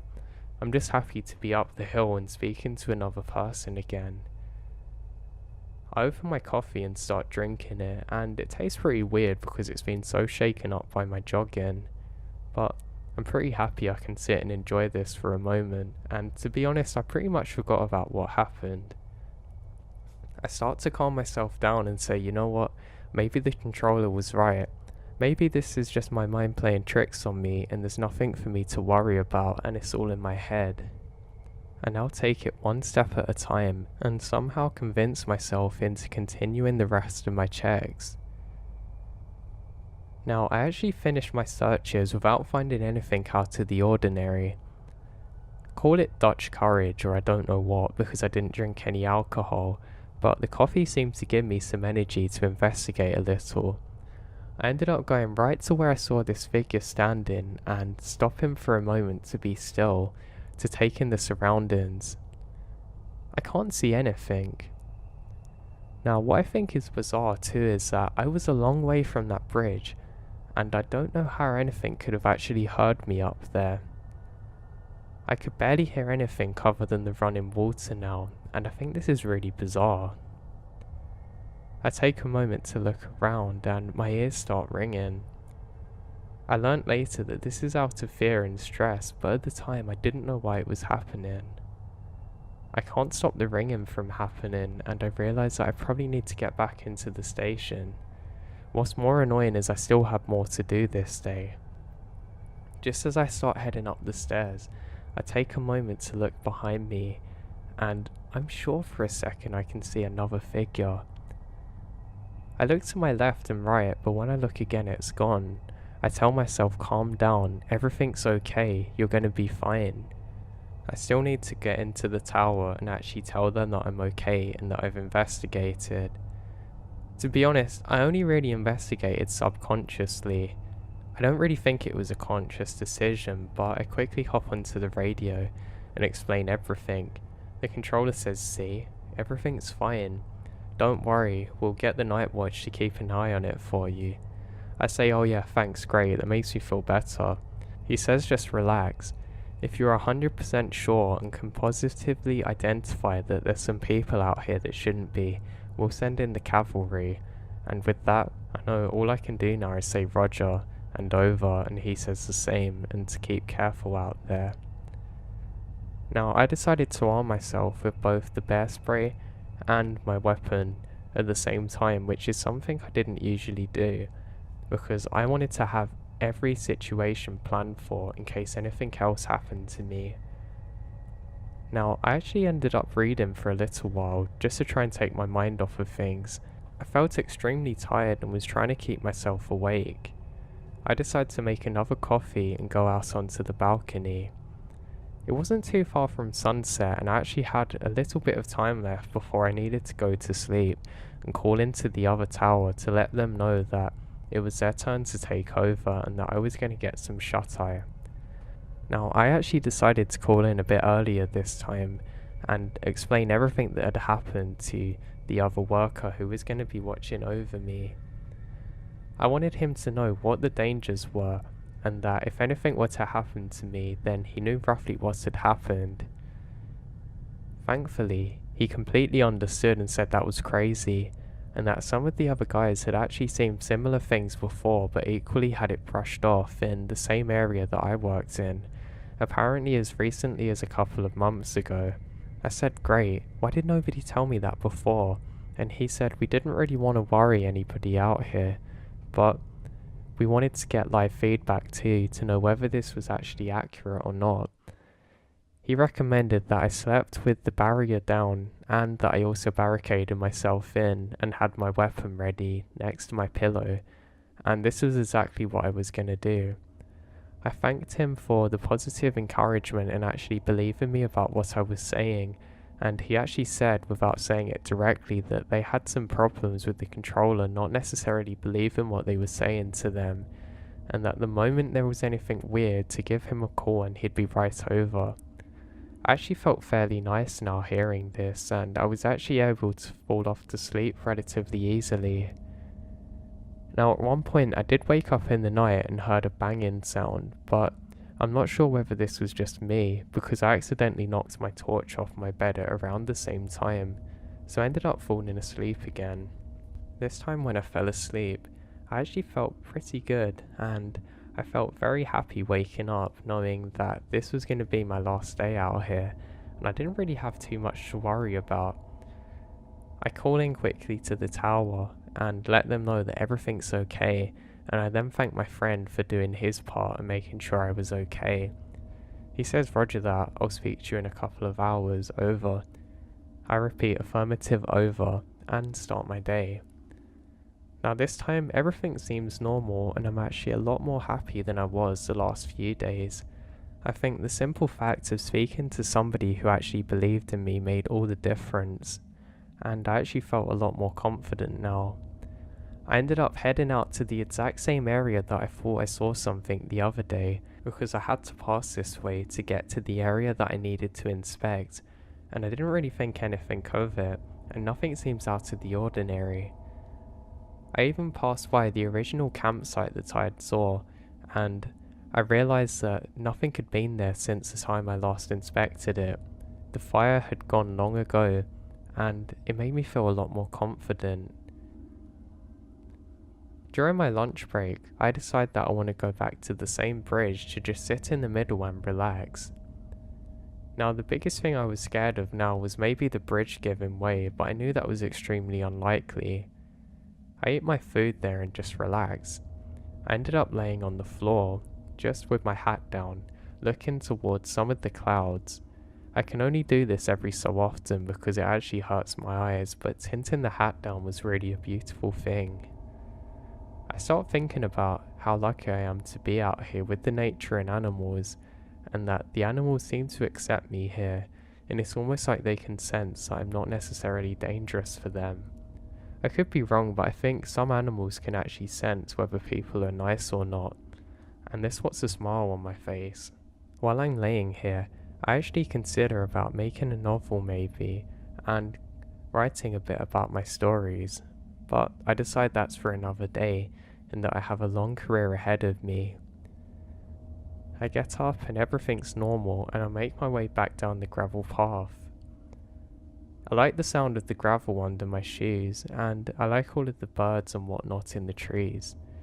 I make my way back towards the base of the tower, and everything's as it should be. I start to think maybe the controller was right and there was nothing for me to be worried about, and I head up, but I'm still not completely out of the clear.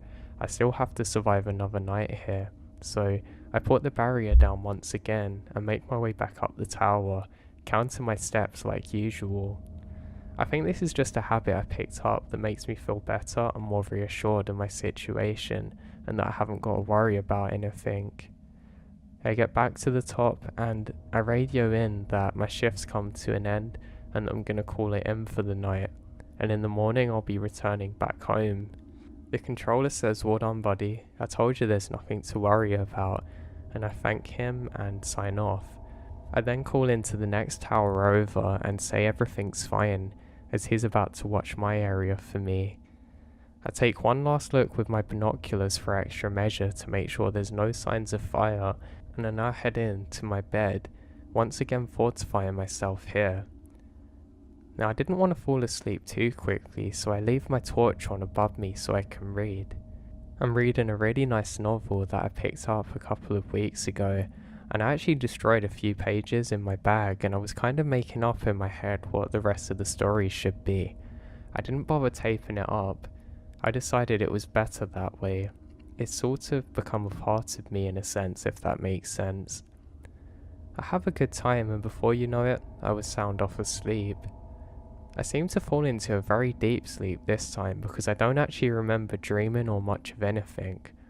I do remember waking up to a glow outside. I feel pretty happy because it means that my shift is over and that I'm about to head off home. I pull my socks on and start boiling the kettle, then I take a moment to look outside. I realise it must be the very start of sunrise because I can't see much else illuminated.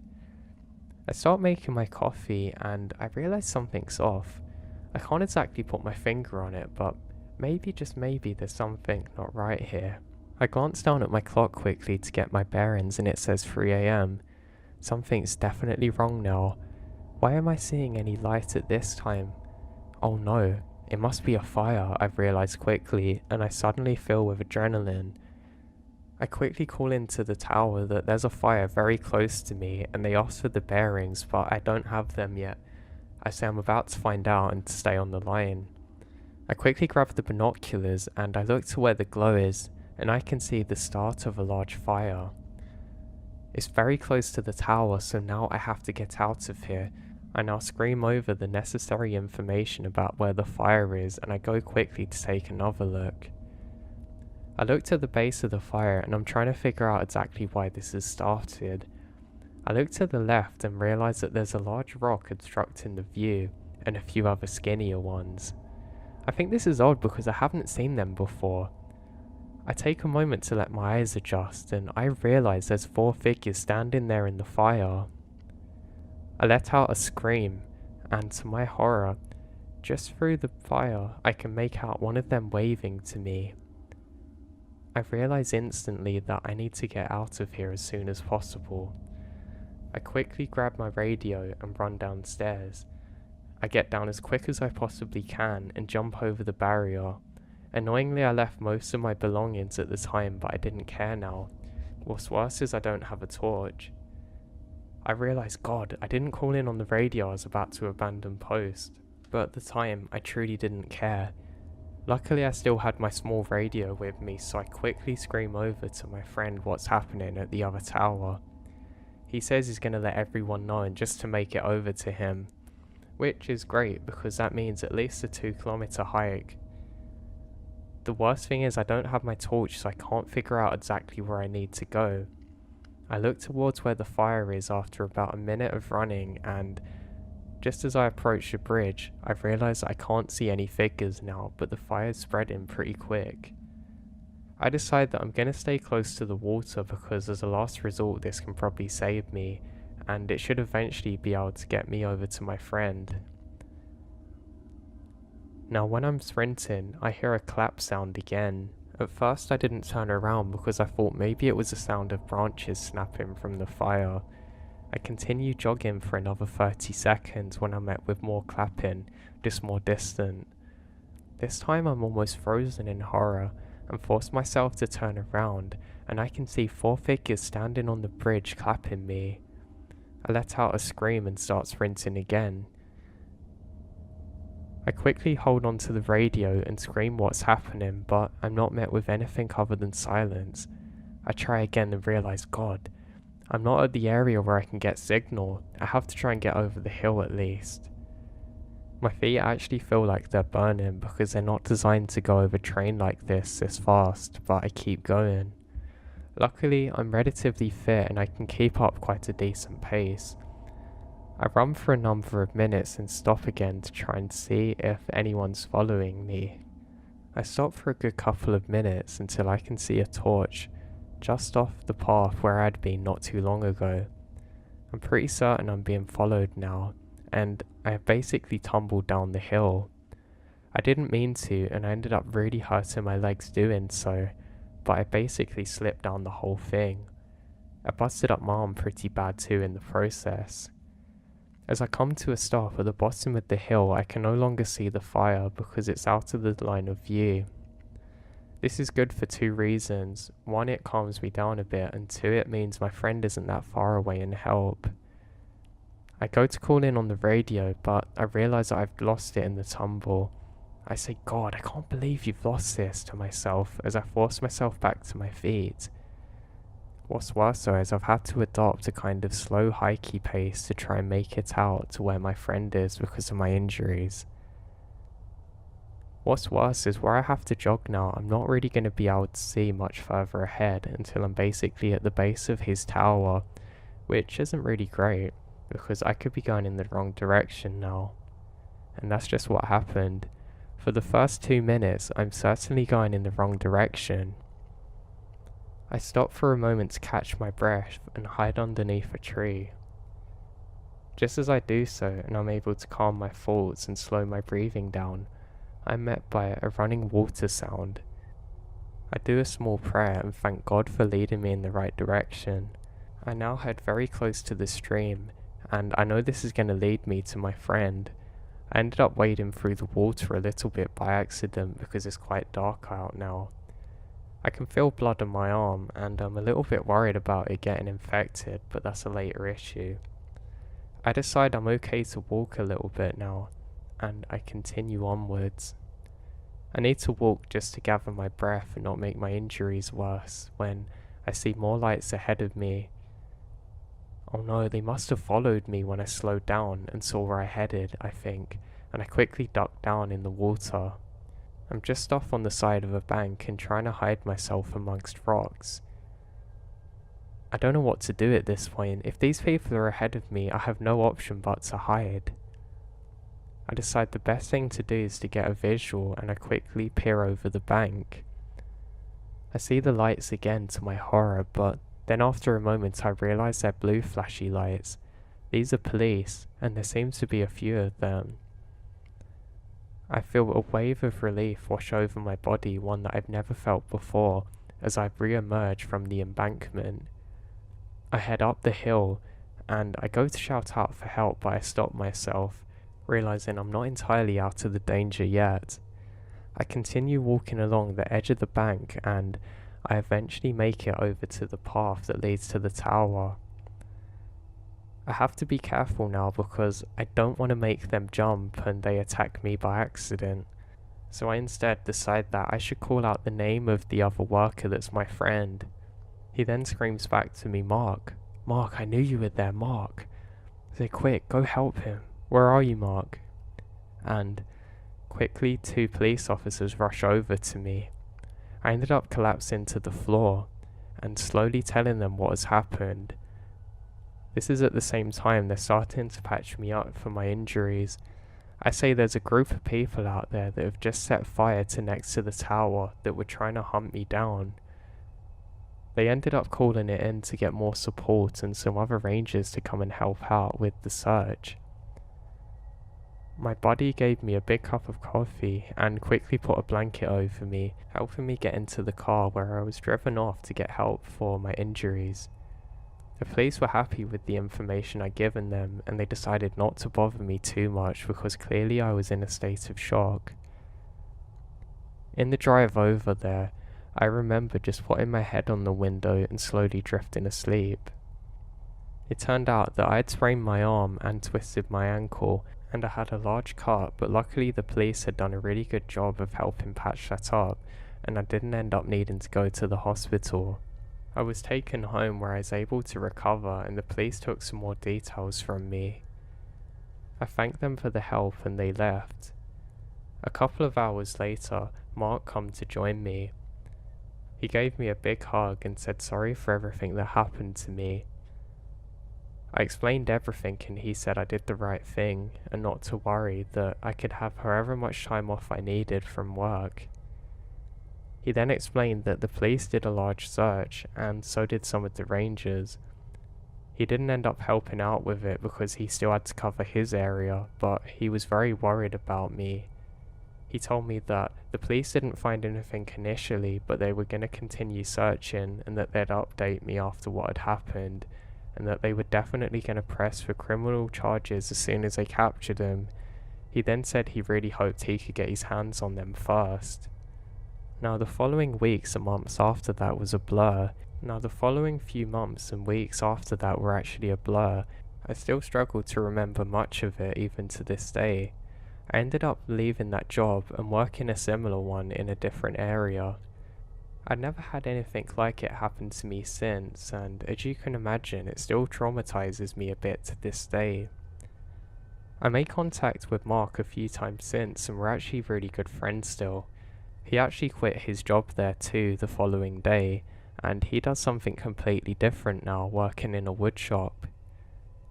The annoying part about this is I never actually found out what come with the investigation, or whether these people were actually found or not. I just hate the not knowing part. I tried to make contact with the police, but they wouldn't give me much information about it, but I think it's important for people's safety. I still don't really know what to think of the whole situation. One thing I do know, however, is that it's extremely important for you to trust your guts and your instincts. You can easily play things off as being tired and maybe you've just been out on your own for too long, but don't. Some of this is a survival instinct that was adopted and adapted years before we existed by our ancestors, and they were there for a reason. I don't know what would have happened too if I hadn't have actually woke up in time. Most likely the base of the tower would have set fire and it would have either collapsed or trapped me in there, and I wouldn't be telling you this story today. What's worse is I'll never know exactly why these people were stalking me and tried to get me like that. I haven't really done anything wrong to anyone, and that kind of haunts me a bit, that there's truly evil like this in this world. But I can tell you one thing, I'm never going to sleep as easy as I used to, and I'm never going to go back to that part of the country again. I just can't. Just the thought of it kills me. I've not been able to go camping since, or many of the other things that I enjoy. Even if I'm with a good group of people, I still feel terrified. I really hate thinking of what would have happened if I hadn't have woken up then, but I guess I can tell you that it's not worth thinking about, and that might be a story for another day, but thankfully it's not one that I have to share with anyone. So please, whoever's listening to this story, remember, trust your instincts, and never doubt that something bad could be out there. Always be well prepared for any situation and never rule out anything. I hope nobody ever has to experience anything like this, and I thank God that this didn't happen to someone who wasn't as experienced as I was. I think if I didn't have all my training and level of fitness, I again wouldn't have made it out of there alive. Thank you for listening to my story, it helps me getting this off my chest.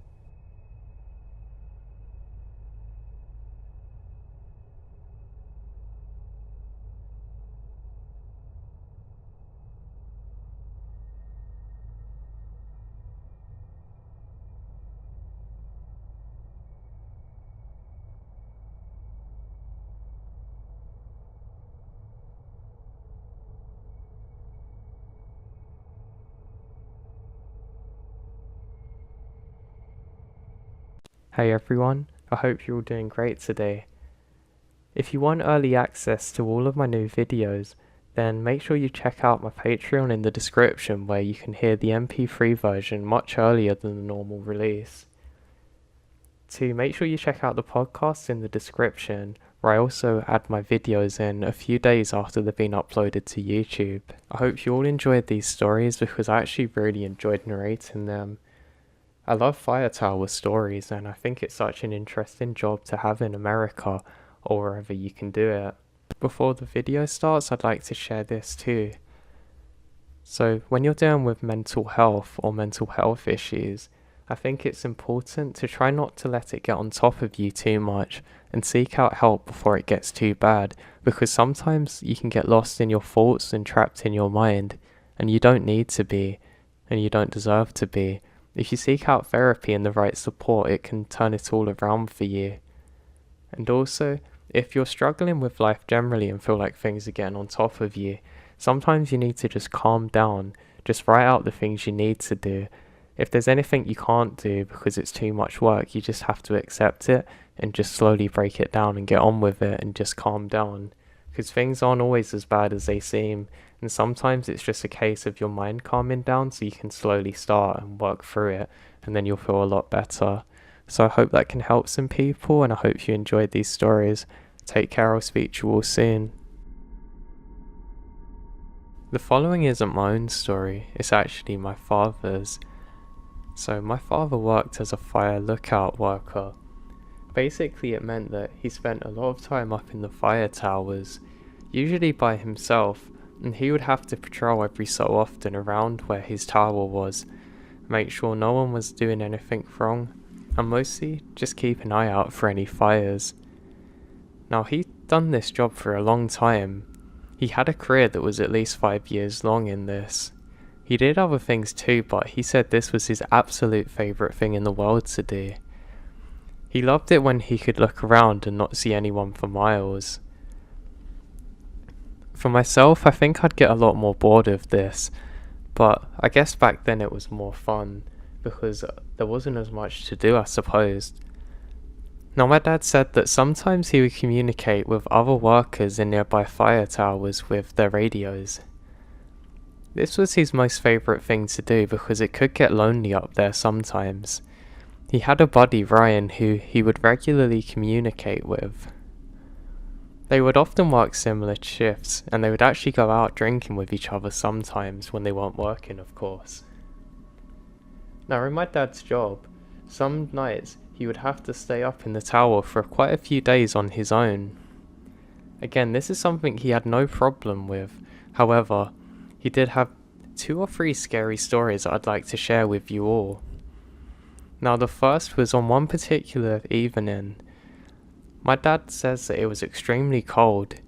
He doesn't know why, it was just almost like the atmosphere was thicker, like when there's fog everywhere, but at the time there wasn't any.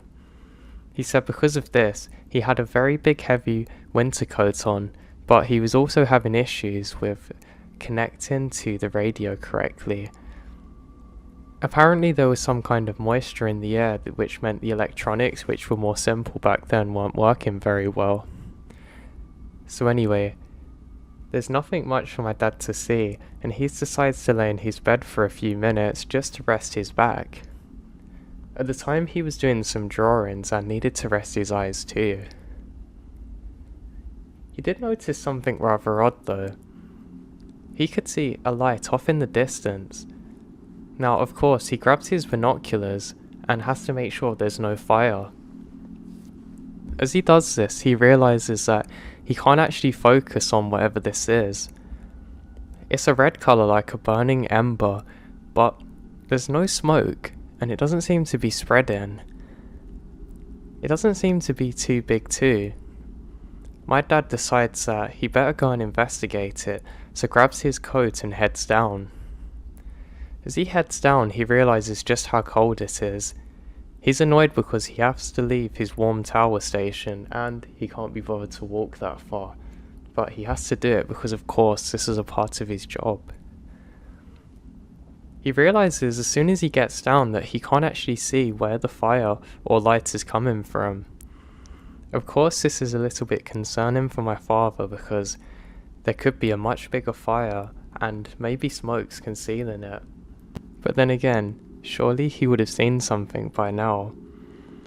So as he heads off in the direction where he saw the light coming from, he gets a strange feeling that he's being watched that he just can't shake. He doesn't let this deter him, however, and he continues towards where the light is supposed to be. He wonders now if maybe his mind was playing tricks on him and it was where his eyes were strained, because he's walked out to nearly exactly where the fire or torch was and he literally can't see a thing. He takes a while to look around and just smell if there's anything burning. He can't smell a thing, and he realizes that he's come a long way from the tower now. Clearly there's nothing too pressing. My dad then decides to turn back. Just as he's walking away, he can hear a strange chanting sound in the distance, almost like somebody singing, but more rhythmic. My dad says that it only lasts for 1 single second, but he's pretty sure he heard it. It could always be an illusion of his imagination, but he said it sounded too real. He's a little concerned now and decides to head back. While he's doing so, he's convincing himself that this is all in his mind and there's nothing to be worried about, and he heads back to the fire station. When he gets up to the fire station, he realizes something really odd. Now, there's not only one torch exactly where my dad's just come from, but there's multiple, and they're all about exactly the same height. My dad then gets his binoculars and still can't differentiate exactly what he's seeing. He goes to radio it in to his buddy Ryan, but he can't get any signal because of the electronics playing up.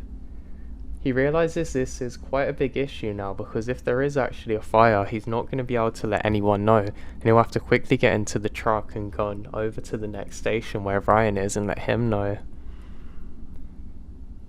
Now, my dad's growing quite concerned at this point. He decides to step outside of the actual cabin windows of the fire tower for a closer look with the binoculars.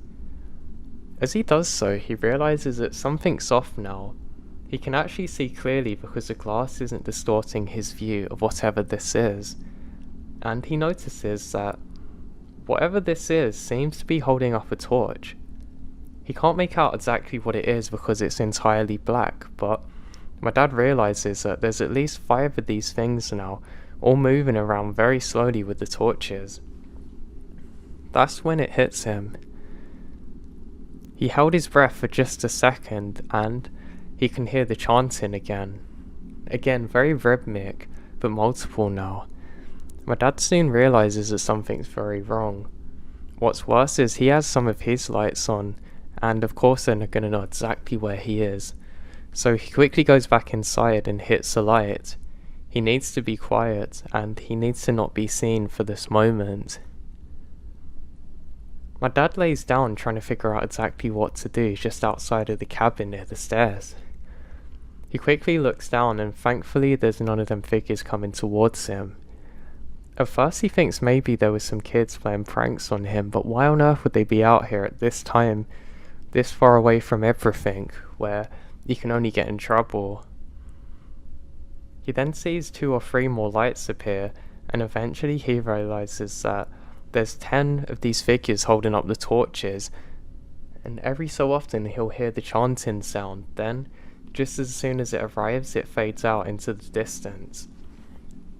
My dad decides to be brave and hold his ground for as long as he possibly can, but he understands that he's now in a situation that maybe he can't deal with. "Ryan! Ryan!" he screams onto the radio, but doesn't get a response. All he can hear is static. My dad doesn't have any weapons with him, and he's now concerned for his life. Just how many of these things are there out here, and what do they want? He very hesitantly takes the first step towards his truck, but he realizes that he hasn't checked down the stairs. Maybe, just maybe, he's safer up the fire tower. But then again, what if they set fire to this with the torches, whatever they are? He remains there for what feels like an eternity, but says was probably only another 5 minutes. To his horror, he realizes that these figures are actually getting closer to him and his fire tower. He has no choice now but to go down. He's fighting with every step the urge to immediately run back up and just scream and lock himself in the top, but he knows he can't do it. He takes some very slow steps down, hoping not to be heard, but soon realizes that these things are picking up pace. He bolts down all of the stairs in what must have been record time, and he just makes it towards his truck. Just as he gets in the truck, he realizes that he doesn't have his keys with him and he has to go back up. He was so scared that he literally couldn't think straight. He then starts bolting it up the stairs again, and he luckily finds the keys. He's too scared to actually look up as to how close these things have got to him, and he just runs all the way back down. The moment he steps foot onto the ground again, he can hear them much closer this time, making a whispering sound. The torches have gone out, but he can actually figure out where they are by the sounds, and from what my dad told me, it couldn't have been more than 20 meters away. He quickly gets into the truck and drives as quick as he possibly can over to Ryan. He doesn't look behind him as he's peeling away, and he can hear something getting closer to him in the tree line as he's pulling away.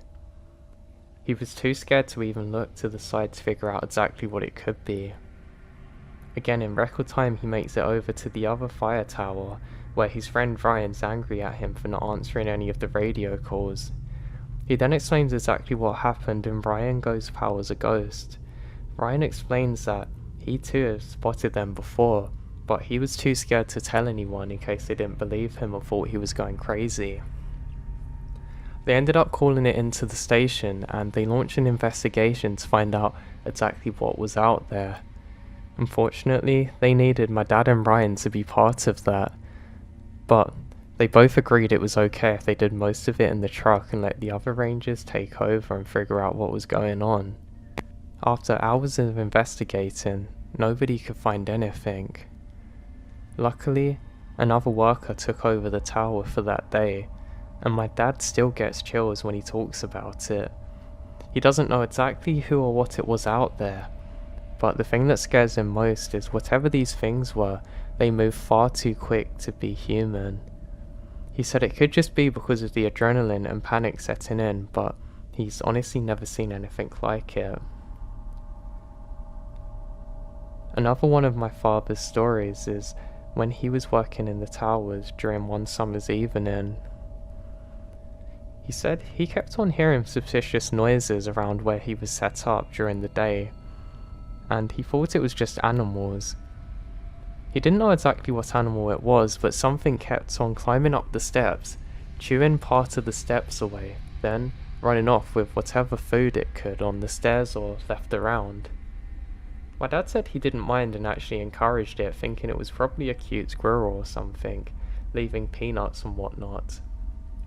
My dad always made sure that he didn't leave them too high up in case the thing fell, but he said he realised that in previous days, the trailings were getting progressively closer to where he was sleeping, and he thought it was pretty odd because one morning last week he had woken up to see some peanuts crunched on the floor right outside of the window where he was sleeping. After that, he decided to not do it anymore. So anyway, my dad kept on hearing noises but thought it was probably nothing, and just continued on with the rest of his shift. He was periodically checking around and reading and listening to the radio.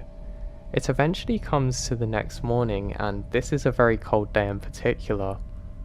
My dad says that what he saw next is one of the most scary things that he ever saw in his life. He goes to open the door, and there's frost on all of the windows. Just as he does that, he can clearly see handprints outside of the door at human height. Also, he steps out to find a note saying, "Why no peanuts?" Of course my dad reported it, and they did some investigations but couldn't really find anything.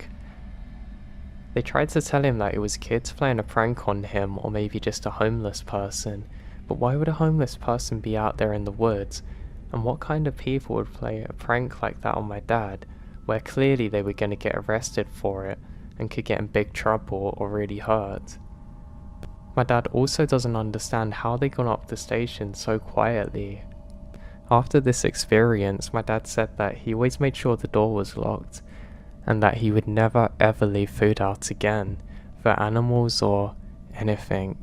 My dad's final story isn't his own one, but actually his friend Ryan. Now you may recall me talking about Ryan in the first story. So basically, Ryan was stationed in another tower pretty close to my dad's, but you'd have to drive to get there in any kind of decent time. Now, on one particular summer, my dad's friend Ryan realised that there was a fire, or at least the embers from one, and he has to go and investigate quickly. He radios it in, and he quickly goes down to get into his truck to try and drive over there and see how bad it is. He eventually gets to the source of the fire and realises that it's a huge blazing inferno. He couldn't see it too well because it was over a hill line, but He's very scared that this is going to spread badly, so he quickly tries to radio it in, but he can't get any signal on the walkie-talkie. He speeds in his truck to get back to his own fire tower, but he realizes there's lots of smoke ahead. He rolls up the windows so he can continue breathing half-decent air, and just as he does so, he slams the truck to a halt. Up ahead, he can see his very own tower on fire, and the trees around it burning. He quickly drives off in the opposite direction to my dad's tower, and they call it in. Turns out there's an absolutely huge inferno, and it takes days for them to put out the fire. Luckily nobody was hurt from this, and they just think it occurred naturally. But one terrifying detail for Ryan is that his fire tower had collapsed due to the blaze, and had he have not left about 20 minutes sooner, fell asleep or anything, he would have died in the fire tower.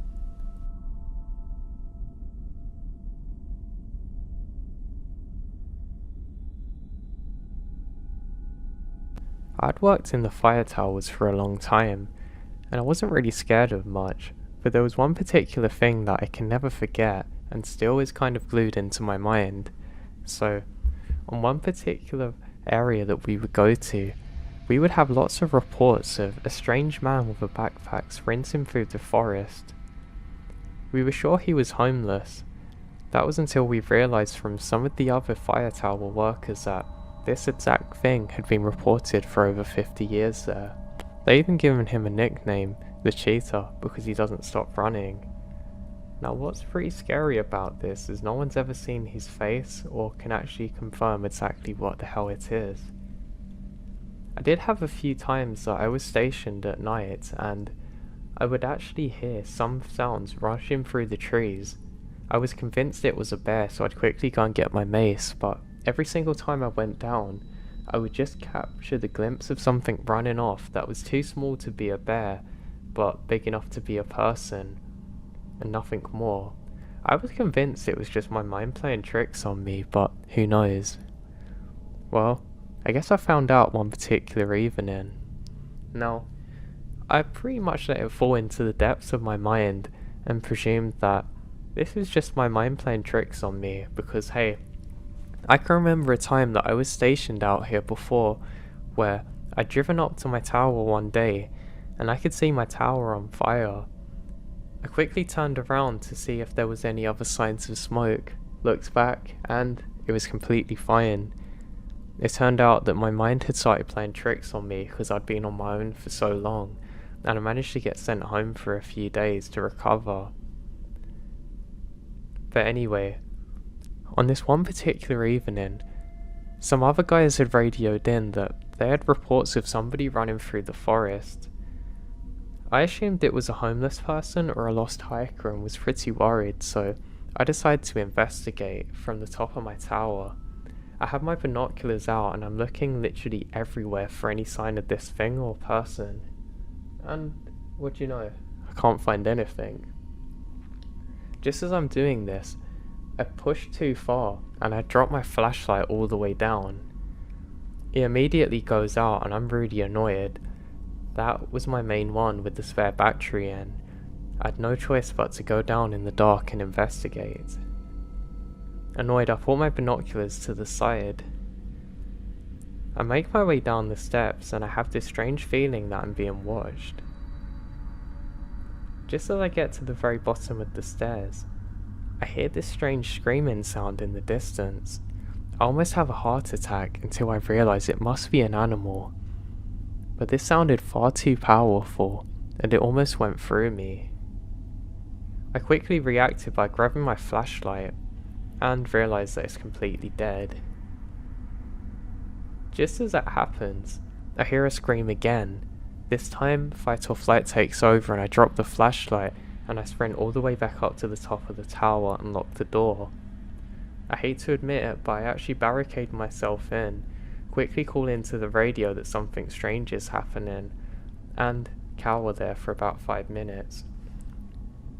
I realise I have to investigate and convince myself I'm just being stupid. I grab my binoculars and feeling more confident now that help is on its way, I head down the stairs slowly. I can't actually see exactly where the flashlight is, and I need to make it to the bottom. Just as I do that, I'm met with that running thing. It's exactly like it's been described to me. It's like somebody sprinting through the forest at full speed with a big backpack on, who's too dark to really make out exactly what they are. I've rubbed my eyes for a second thinking this can't be real, and just like that, it's gone. I decide I've seen far too much now, and quickly go back up the tower, and decide to ask how long the guys are gonna be. Just as I get up there, I can see a light off in the distance.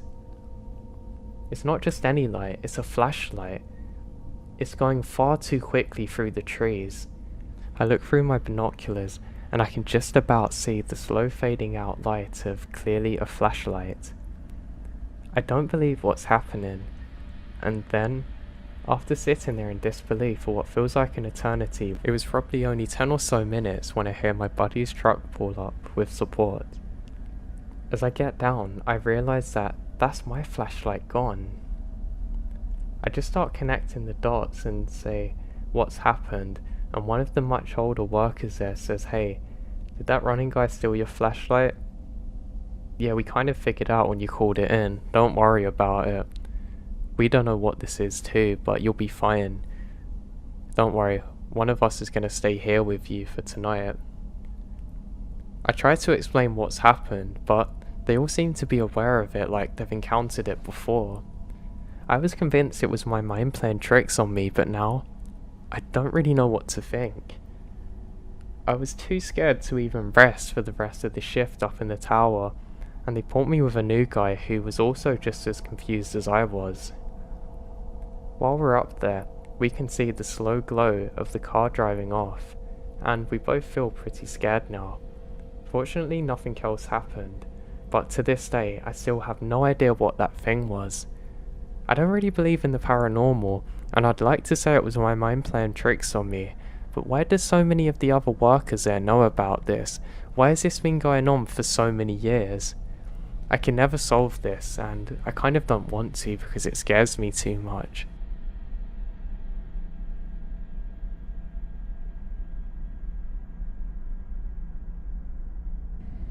When I first returned from the war, I was a power line rigger. This was on EHV lines, which are extra high voltage, the kind on top of the steel towers. Those are transitional lines, not sub-transitional like most inner city lines. So anyway, I had a job during a heavy windstorm in 2008 to go out and repair some lines near Colorado and the New Mexico border. It was great pay, since it was an emergency call out, so I agree. I met up with my crewman and head down from the Colorado Springs area. We get there at around 9 PM and start getting to work. Windstorms are notorious for failing lines, but not EHV or UHV lines, since they are rigged differently. When I crane up to see the broken link on the tower and inspect the damage, I remembered seeing over the tops of most trees. I observed the view for a moment and saw some nearby lights from a campfire. As soon as I saw the light, I hear yelling coming from that area. Now it must have been about 300 yards away, but I hear a woman yelling. She kept saying, "Someone please help," over and over again. I crane down and start yelling for the guys. They heard it too, and were asking questions. This is really odd. We never see anyone out there. I told them about the campfire lights coming from the direction our trucks were facing. We jump in one of the smaller trucks, since it's a 4x4, and head down the road. We look everywhere for the light, but don't see a thing. We drove back and forth, and then back again and slowed down. We rolled down the windows and stopped the truck in the area where the light should be. We all heard moaning sounds coming from the right of our trucks, so to the north. It sounded like two people are having heart attacks, and I mean really loud. So now we're on edge. The site supervisor was calling the police now. Given the general area we're at, they told us to check to see if we feel safe. Because I have the war veteran attitude, I decided to look. Two guys came down with me, and our supervisor stayed with the truck to wait for police. Apparently, they had a station not too far, like 15 minutes or so away. I armed myself with a pickaxe, and the other guys had conduit pipes like 1 inches. We all started walking through the trees with our headlamps on, because it got really dark now. The moaning's still coming from ahead of us. We got through the trees into a small clearing. It looks empty. The moaning stopped. We checked around and hear nothing. We went back to the truck, and as soon as we got there, we heard the woman yelling again, yelling the same thing. Someone please help. It was just to the north of where we were. One of the guys yelled back saying, "Where are you?" and gets no reply. Then we hear her scream in pain, and nothing else. We're already running back north and called the police, but they've showed up. They must have seen us running north because 2 of them came after us. We stopped in the field area and they stopped with us and asked what was going on. We told them. They helped us look around and saw nothing. We walked back to the truck and didn't hear anything else. They said they would hang out for us and check if anything else happened, so we get working again. The police are now parked next to each other, talking while we worked. When I craned up, I can't see any campfire lights or anything. We did the job. Took about an hour and a half until we're done. When we were packing our tools to head out, one of the cops left, and the other comes with us. He told us that, just to the west, there was a small plane that crashed, and people burned to death. He said the police and paramedics got to the scene, and the fire's still going. He told us about how 2 bodies were found away from the plane, crawling away from it. And one of the bodies is still there somewhere buried from the 70s or 80s. Yeah, we packed up fast and got the hell out of there. Now I never saw a fire, just light on the trees. Now I can't tell you how creepy that stuff is to find out afterwards. And the voices and moans were so clear. I always kind of believed in the afterlife after this, but God, did it mess my head up. I'm so glad other people were there to experience it though. The cop believed us too. But didn't hear anything about reports of a fire or anything else in the area afterwards.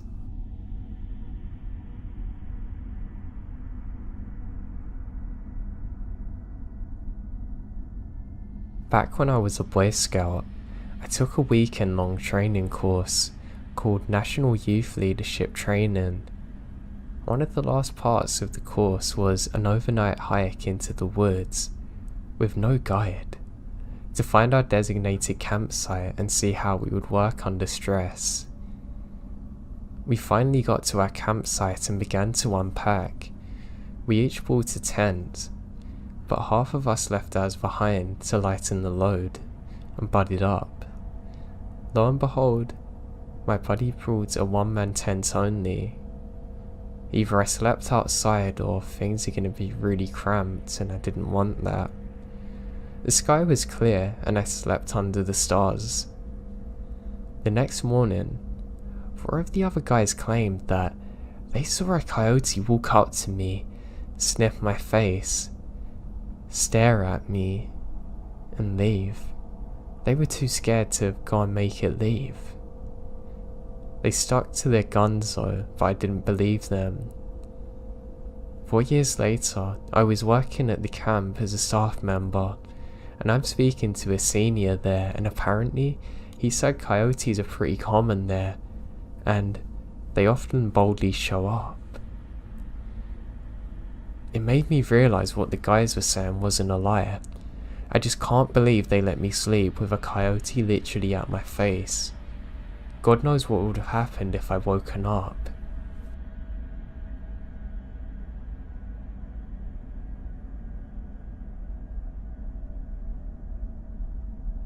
I went camping with some friends near Lochmond in Scotland. We set up camp about 3 miles into the woods near a small river and got the fire going to cook some food we brought with us. The site is very remote, but in the evening a couple of guys hiked through and stopped to chat with us. They're from Poland and seem friendly enough, but ask a lot of questions about our group, how many we were, etc. And I'm a bit suspicious, but I put it down to being from different cultures. It's around 10 PM. I start to feel very ill, and I'm thinking, is it possibly from food poisoning? Now, I'm very confused about this because I'm sure the food was cooked correctly. My friends are all pretty drunk, and I had drunk about 4 or 5 cans of Budweiser. Stupidly, I packed my bag after throwing up hard for 15 minutes and decided to hike back to the main road, watching light fading in the distance. I'm about a mile into the hike back. At this point, I've been sick twice and am completely sobered up by throwing up so much. I've got sports bottles full of water. I now stop to rinse my mouth out. At this point, it's near pitch black, so I got into my bag to get out my torch, small knife and my .22 air gun. As I start zipping my bag back up, I hear twig snap nearby and assume it's a rabbit or fox. I shine my torch, but there's nothing. This doesn't make sense because surely I'm at least going to see reflective eyes, but oh well. 5 minutes later, I hear what sounds like running, maybe 100 yards behind me, and lots of twigs snapping. I turn around and assume it's my friend, and I say, "Are you kidding me?" I said I knew someone's there, and I'm not joking. I see movement through the trees probably 80 feet away. Whatever this is big. I mean 6 or 7 feet tall and completely black. At this point, my sickness is gone, and my heart's beating through my chest. The hairs on the back of my neck stand up, and I get this feeling that I can only describe as feeling almost dizzy at the surreal position that I found myself in. I take off my rucksack and hang it up. I kill my torch. I still think it's my friends, but I have this horrible feeling. It was too big. I've got my knife though in my jacket pocket, and my pistol gripped harder than I can possibly ever do normally. I walk in the darkness for about 100 yards and stop dead behind a tree and wait. I'm trying my hardest to control my breathing, but it's supremely difficult now. Sure enough, I hear movement again. Very difficult to pinpoint, but it's getting closer.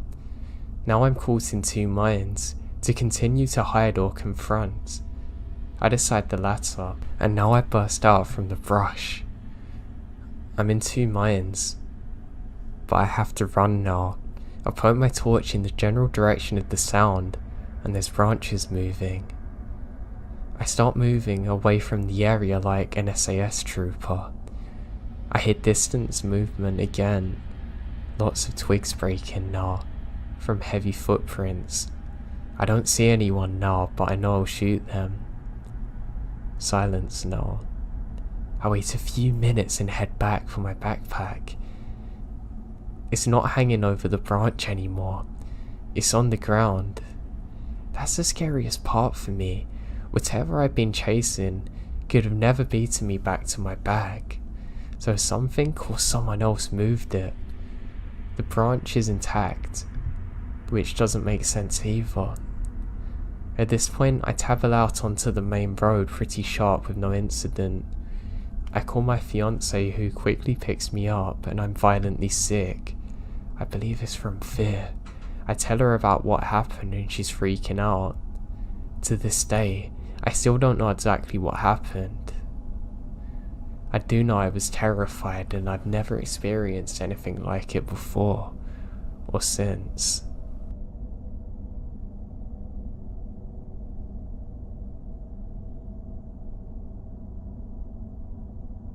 I've had a truly weird encounter before.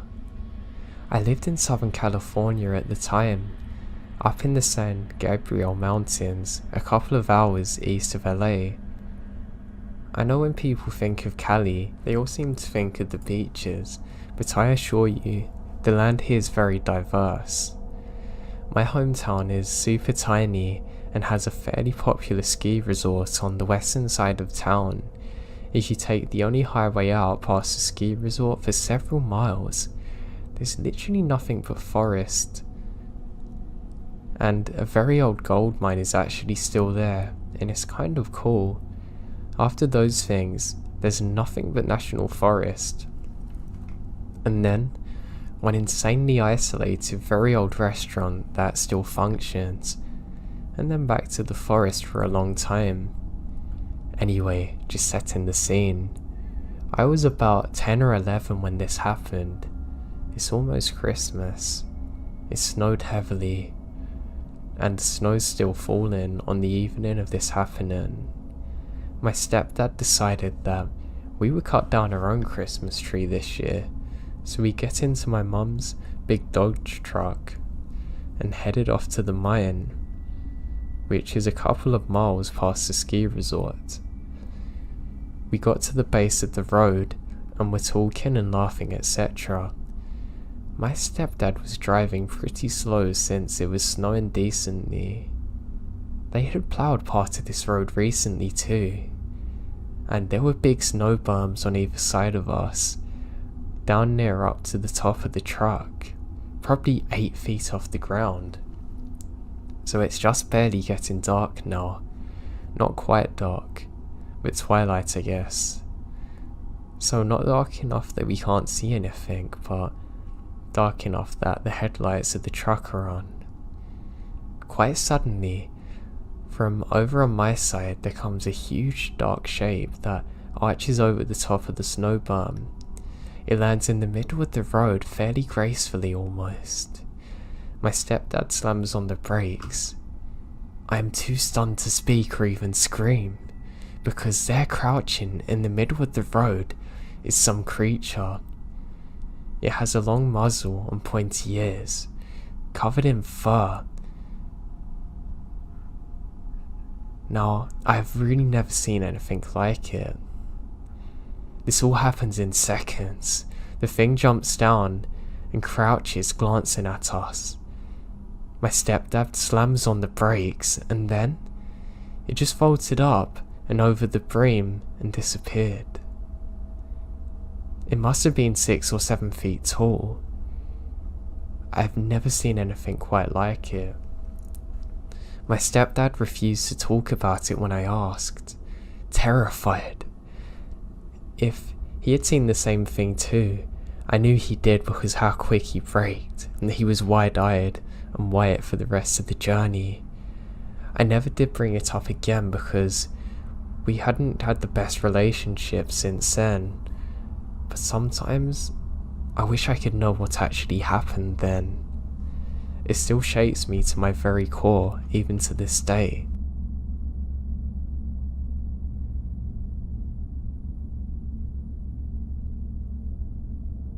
I live in the foothills of the Appalachian Mountains in northeast Georgia. It's a beautiful area with hundreds of miles of national forest, some great state parks, and tons of fantastic camping places. Unfortunately, my hometown is also relatively poor. While there are some out-of-town residents from Atlanta and other places, a lot of the people from where I am are really poor. I do freelance work as a technical writer, so I do a lot of work online. If I didn't have that going for me, I'd have to move somewhere else. It's just one of them small towns that will rob you of your ability to accomplish anything in life if you stay there for too long. No opportunities or chances for the people that fairly deserve it. And nothing for miles around, like honestly, you're trapped there. I hated it. To the east of my town, there's a massive national forest.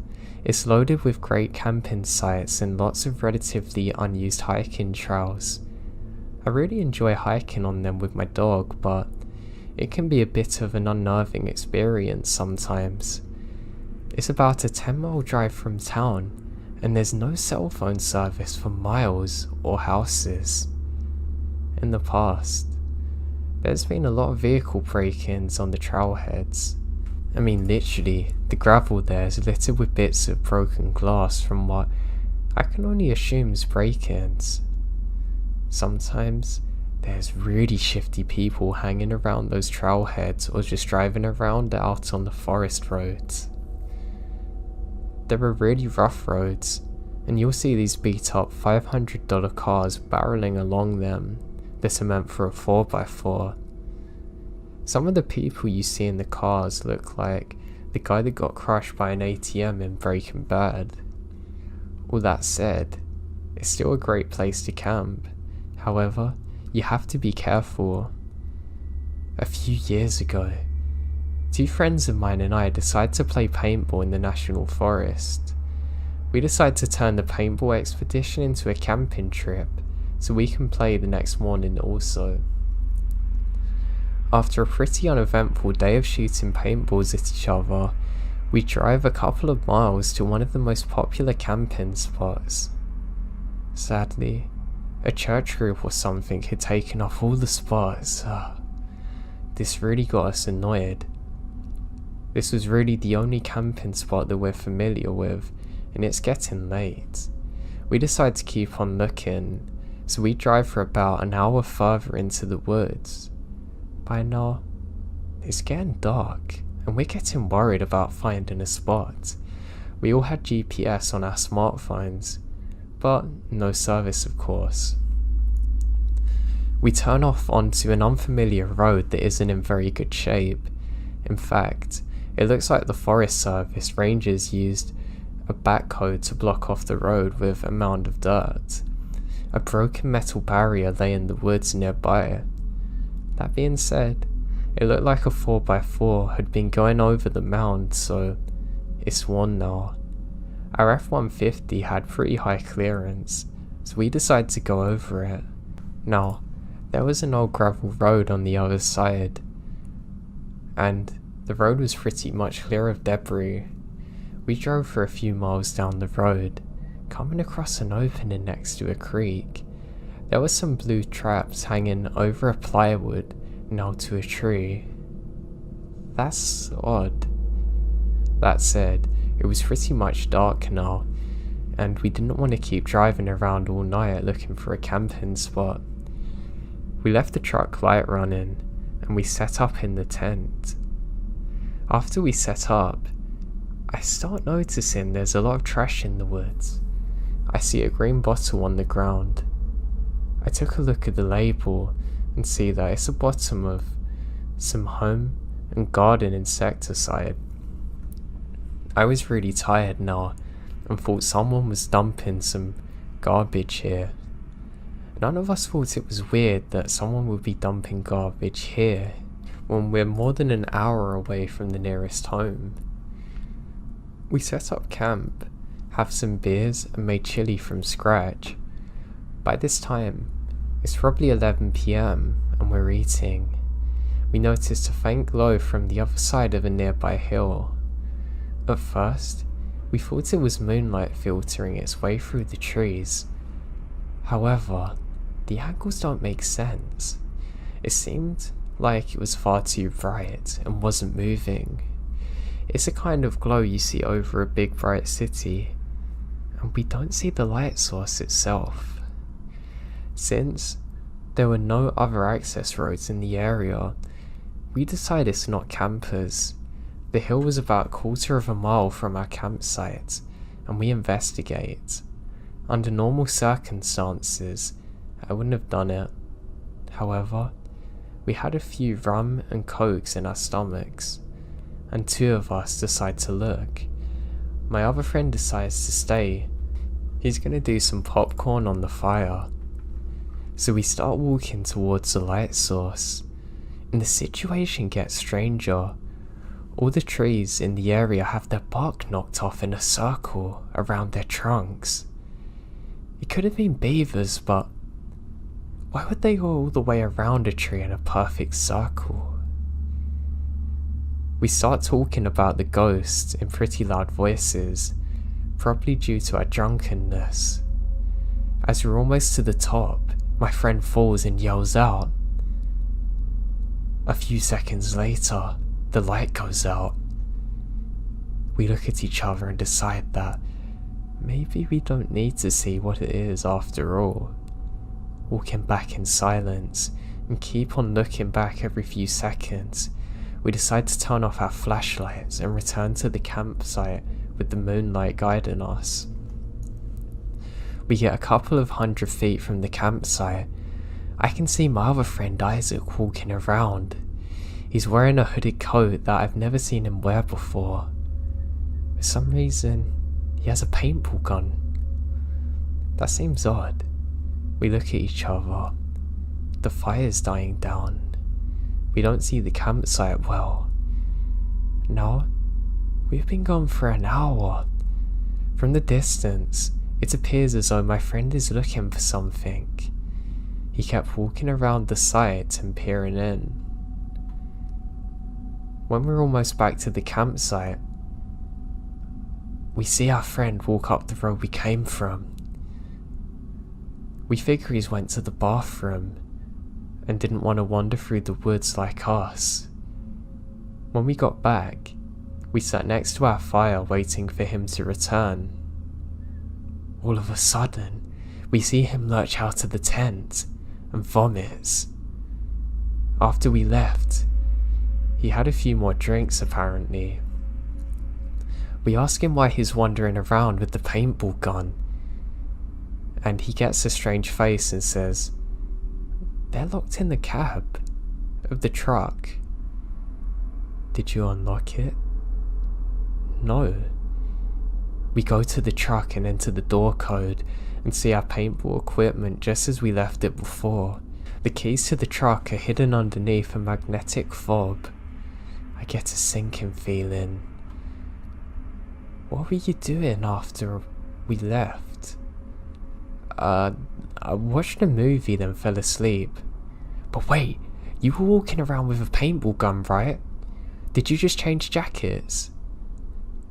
He said he'd been in the tent the whole time, wearing the same unhooded fleece. Someone had been walking around our campsite, and it wasn't him. At this point, of course, we're all too drunk to drive, but we decide to go ahead and pack up and go back to my house for the night. We don't bother packing up the tent, we just fold it with the sleeping bags and think, heck, jumping in the F-150. When we get up to the dirt hump, we see something grey blocking our path. The metal barrier that's been laying in the woods is now erect. By this point, we've all sobered up. No one wants to get out of the car to try and move the barrier. I had a metal guard on the front of my truck, so I slowly tap it. It falls over, and we drive very slowly over it, terrified we're gonna pop one of the tires and be stranded. It didn't.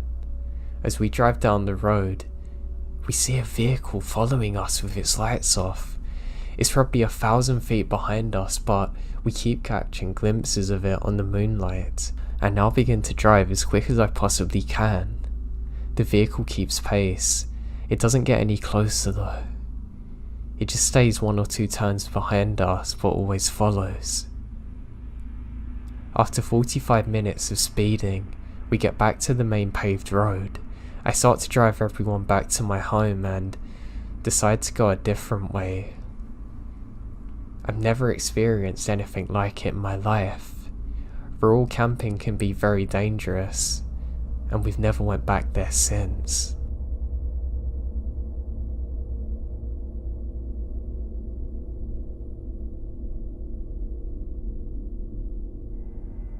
Red River Gorge is a beautiful and huge park full of wildlife, rock climbing, waterfalls and dense forests, gorges and beautiful views. The place feels truly isolated, disconnected from the rest of the world. One evening, my boyfriend Dee and I decided to go camping at the gorge. We went out and tried to find a campground that was as backwards as possible. Sites were spread far from each other. Our site, that was on the edge of a very steep drop-off. We arrived at sunset and quickly set up. By the time we fully set up, the sun had set and we began making a fire. About 20 minutes into relaxing, we began to hear howling that doesn't go away, and it doesn't sound like it's far from us. We both freaked out by the realization that there were wolves nearby, but we tried to not overreact and continued to sit by our fire. 10 minutes later, I start hearing a faint yelling about 15 feet away past the cliff's edge. Now, I told Dee to be quiet and listen, and we're both frozen out of fear. A woman was now screaming. I couldn't make out any words at that point, but it was a deep, gurgling shriek, a noise that I've never heard a person make in my life before. Then I heard it.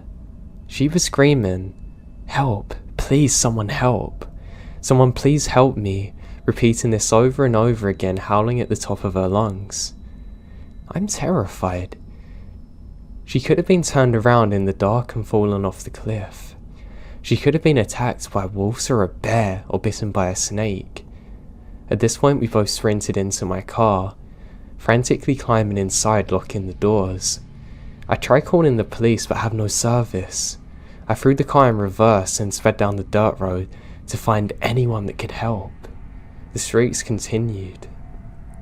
I didn't make it far before I found 3 young men standing on the edge of the forest. I slowed down and cracked my window, still hearing that woman begging for help, and asking the men if they heard that. How could they have not heard it? I told them it was a young woman screaming in the forest. Then, 2 of them went sprinting into the darkness. Without questioning me or anything, the other one just stood by my car, assuring me he had no idea what was happening. While the 2 men were somewhere in the forest, I drove further down the dirt road until I found a spot to turn around at. When I came back, the screaming had stopped, and the men were back by the side of the road. I slowed down and asked them where the woman was, and one of the men that had run into the woods said, "Don't worry, it was actually just a kid messing around." I just said okay. I drove back as quickly as possible. We left the campsite and went straight home. Once out of the woods, we called the local police station multiple times to no answer. I know it wasn't a child.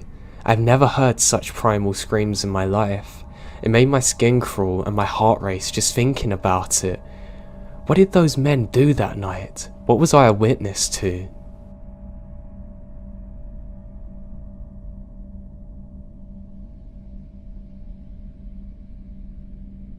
I live just where farmland meets the edge of the suburbia, on an island off the coast of BC. The climate here is sub-temperate rainforest, so the natural and untouched landscape is incredibly wild, dense and lush. I'm keen on endurance cycling, and I take full advantage of the trail network in the forest surrounding my area. I work long hours, so most of my winter rides are in complete darkness with my trusty trail light. One section of my home trail winds through a rainforest bog full of hundreds of trees. They're huge. It's absolutely beautiful in daytime. It feels like a magical place with shafts of sunlight piercing the fog, hundreds of different species of flora, and there's so many wild animals out there. It's really beautiful. Now at nights, my gut starts tightening as the thought of passing through this mile-long section of trail appears. One day about a year ago, I was lucky enough to get a chance to go for a ride through it, so I took it. It was cold and very rainy, with few other people out on the trail. I had packed thermos of hot coffee in my backpack, and I thought the rainforest-style bog was the best place to take a rest as any. Now, I chill out. I have an interest in botany, so I was looking closely at the lynches growing off of the huge Douglas fir. But suddenly, I felt distinctly not alone. No biggie. Lots of people use the trail, although not many are out there that day because the weather's so wet and cold. And that's when I heard it. A meow. That's odd because this isn't a good place for a cat to be alone. We have cougars and bears, but I hear a meow again. Except this time, it was canned and robotic sounding, like somebody playing a bad audio file with a cat. My gut starts to clench. It just sounded wrong somehow, and I can't figure out why. My hands were shaking when I unzipped my backpack to put my coffee thermo back in. I felt waves of nausea roll over me, and the air suddenly felt dense and thick. I was in a rainforest surrounded by trees and moss, but I felt like I can't get enough oxygen. I hadn't seen anyone for at least 10 miles, and I was distinctly aware of how far I was, and I couldn't really get any cell reception here either. Now, I hear the same meow again, but this time closer. I've never heard a cat like this before. It sounded like an imitation of a cat or a person saying meow. It was so tiny, cold and robotic. I now know that without hesitation, it's time for me to go immediately. I was panicked on the inside, but can't show fear, so I casually slung my leg over my bike and start riding. As soon as I got out of the bog, I ride the rest of the way home like a bat out of hell, glancing over my shoulder every few minutes. I can't see anything. I will never forget this experience for as long as I live. I've had some pretty disturbing things happen on my night rides, but nothing ever like this. I hate the fact that clearly something was imitating a cat, and I'm sure it was a recording. God knows who was out that deep into the forest too. I just hope I don't encounter this again.